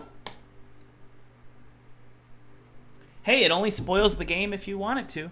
You know, if you want to watch me spoil the game, then go right ahead, you know. I don't mind if it spoils it. Hopefully I'm getting more than just you guys playing the game. So if you mind spoilers, then don't watch the live streams. Do these have colliders on them?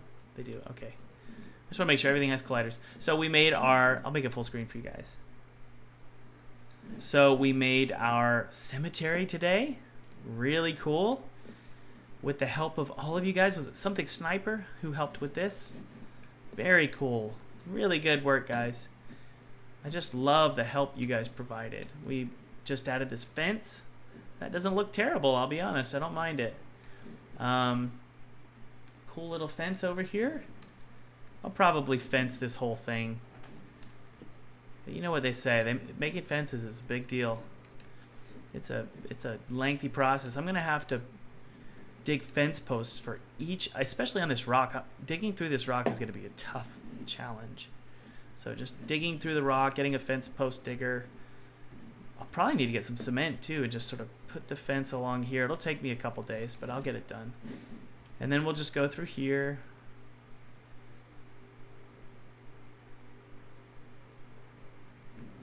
And down here we're gonna have a dead body.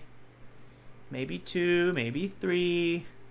Just sitting right here in the corner staring at us. It's like a freaking black hole. How cool. Whoa. That's so weird looking. Whoa.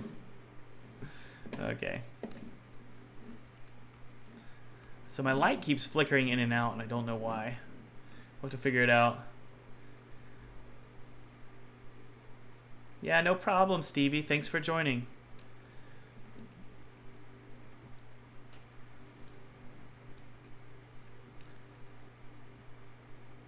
Yeah.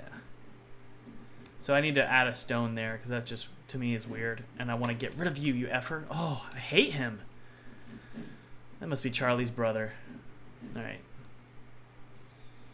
So that looks good. Let's see how it looks over here.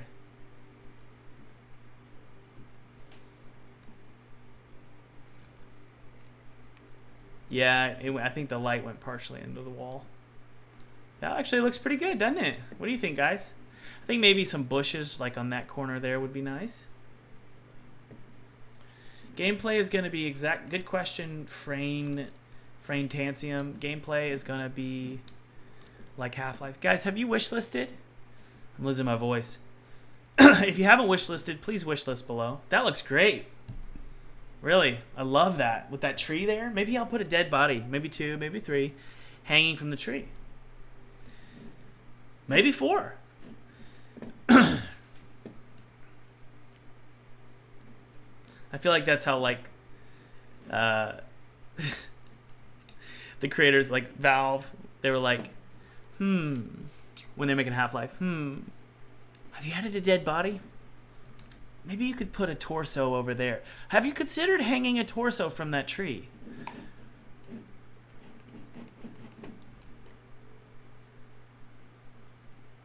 All right, let's open up this gate, make sure everything looks good.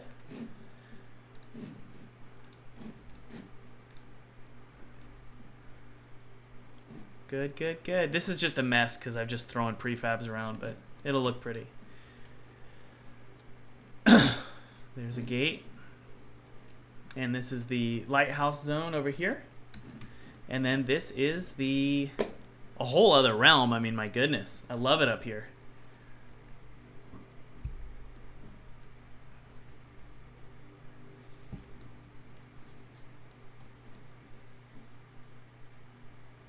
Oh man, I just saw the Steam page and it's tingling the parts of my brain that should not be tingled with. Can I put that as a review? I want to put that as a review. Okay, here we go. I got to copy it really quick before it goes up. And I'm going to do it live right now so that we can get your review. I won't put your full name. Do you mind if I use your Franstancium? Do you mind if I use that Franstancium? Alright, I'm going to have to hide my camera. Actually, you guys can't see it. The reason I was going to say that is because I'm logging into my Steam page right now. I don't want you guys to see it. Franstancium, can I use your name in the review? And I'm going to put that review on the Steam page right now so we can all see it. Okay, we're going to use Franstancium's name. I'm editing the store page right now. And we're going to put a review. This is so great. I love doing this stuff. Yeah, let's add one. Here we go. Franstancium, you're the organization. And then your quote is, "Oh man, I just saw the Steam page and it's tingling the parts of my brain that should not be tingled with." What's your score? 1,000? Okay. All right. Let's save it.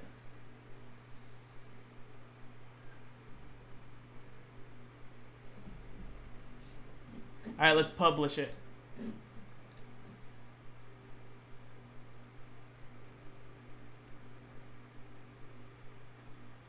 Okay. So let's see here. Of course it's a fake review. We're just having fun. Where is it? Come on, come on. No, where is it? Wait, no, wait, where is it? Come on. Am I missing? There it is. Oh, yeah. Talk about credibility, huh?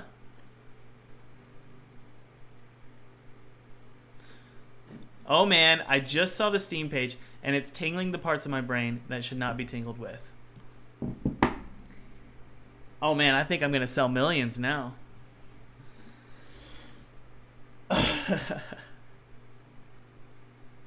Okay, guys, this was really fun. If you haven't wishlisted, go ahead and wishlist. I'm not sure if that coupon code is still up, but there might be one coupon code left if you want to get the course. Other than that, guys, and that coupon code will get deleted the moment I turn off the stream. This was really fun, guys. Thank you so much. I will probably see you tomorrow. Take it easy. I love y'all.